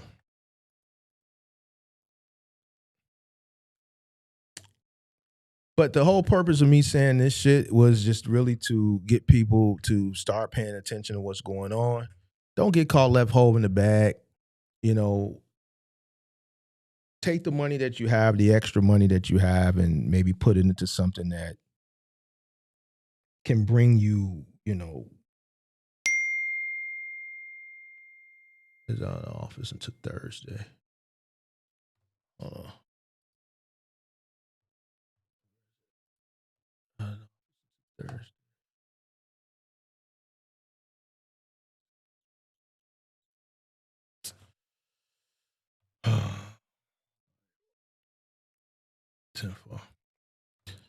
I don't know. I forgot what I was saying. I got a text message. Most folks ain't ready to start moving in front of my company, bro. These man. Yeah, man. Most people ain't finna do this shit, bro. That's just the facts, man. OTR, Amazon, that shit easy. The barrier to entry is easy, and it's not as labor intensive as some of this other shit. And that's what people gonna want to do. People gonna always want to take the easy route. And that's just what it is. So I just don't think, you know, household goods will ever get. And then two, the barrier to entry is a lot higher because insurance and workers' comp, like it's a higher cost of entry. It's a higher cost, right? And you have to depend on other people, right? And depending on where you are, you know, it's just you might have to hire a lawyer to get a license. So Amazon and OTR is gonna always, you know, just be over flooded because it's just so easy to get that shit started, man. Like if I were you guys that's in household goods and moving, I wouldn't even worry about like increased competition. The only increased competition you got to worry about is like road guys from a household perspective, but you know, there's there's certain consumers that those guys target, and there's certain consumers that just want to deal with those types of individuals. Once you graduate out of that, then there's a whole world of opportunity for you. But nonetheless, this has been a great conversation. Appreciate everybody for watching. I saw another super chat. Damn, I should have got that super chat. Oh, who's that? 608. Happy 46. Appreciate that. Appreciate that. Sweet. Appreciate that, 608. Appreciate that. Yeah, man. Yeah, it was last week. I know some of y'all probably like, man, don't Mark had a birthday? I know y'all was a little late, but you dig what I'm saying. Better late than never. You dig? So yeah, I appreciate it. You dig? Getting closer to 50. And to all you young bucks, y'all gotta hope and pray that y'all get to this age. So all them little funnies that y'all be making, just make sure when y'all get to this age, y'all still ain't out here working, beating your body up.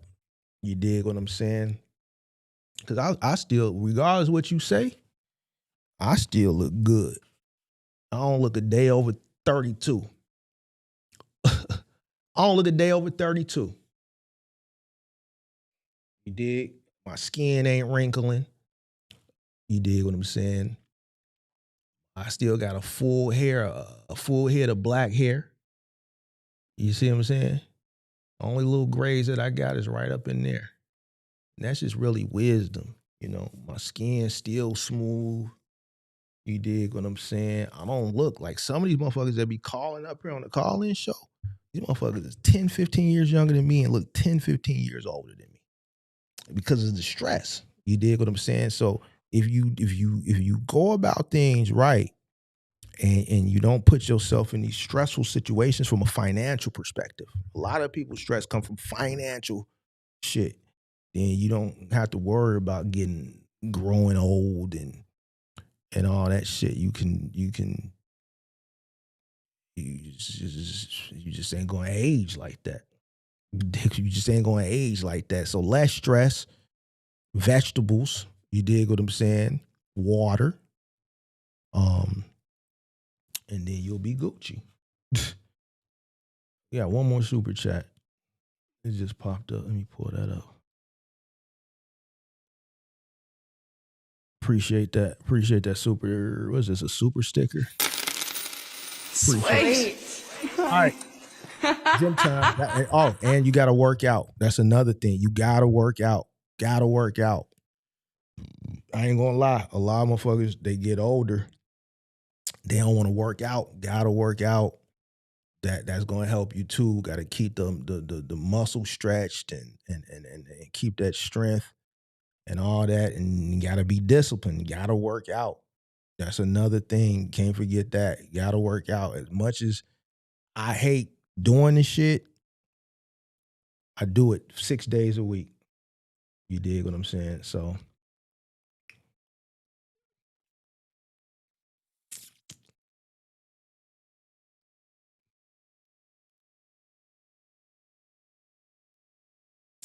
All right. Catch y'all on Wednesday. Tomorrow, Wednesday. I don't know. Whenever the next day is, I'll catch you. Peace.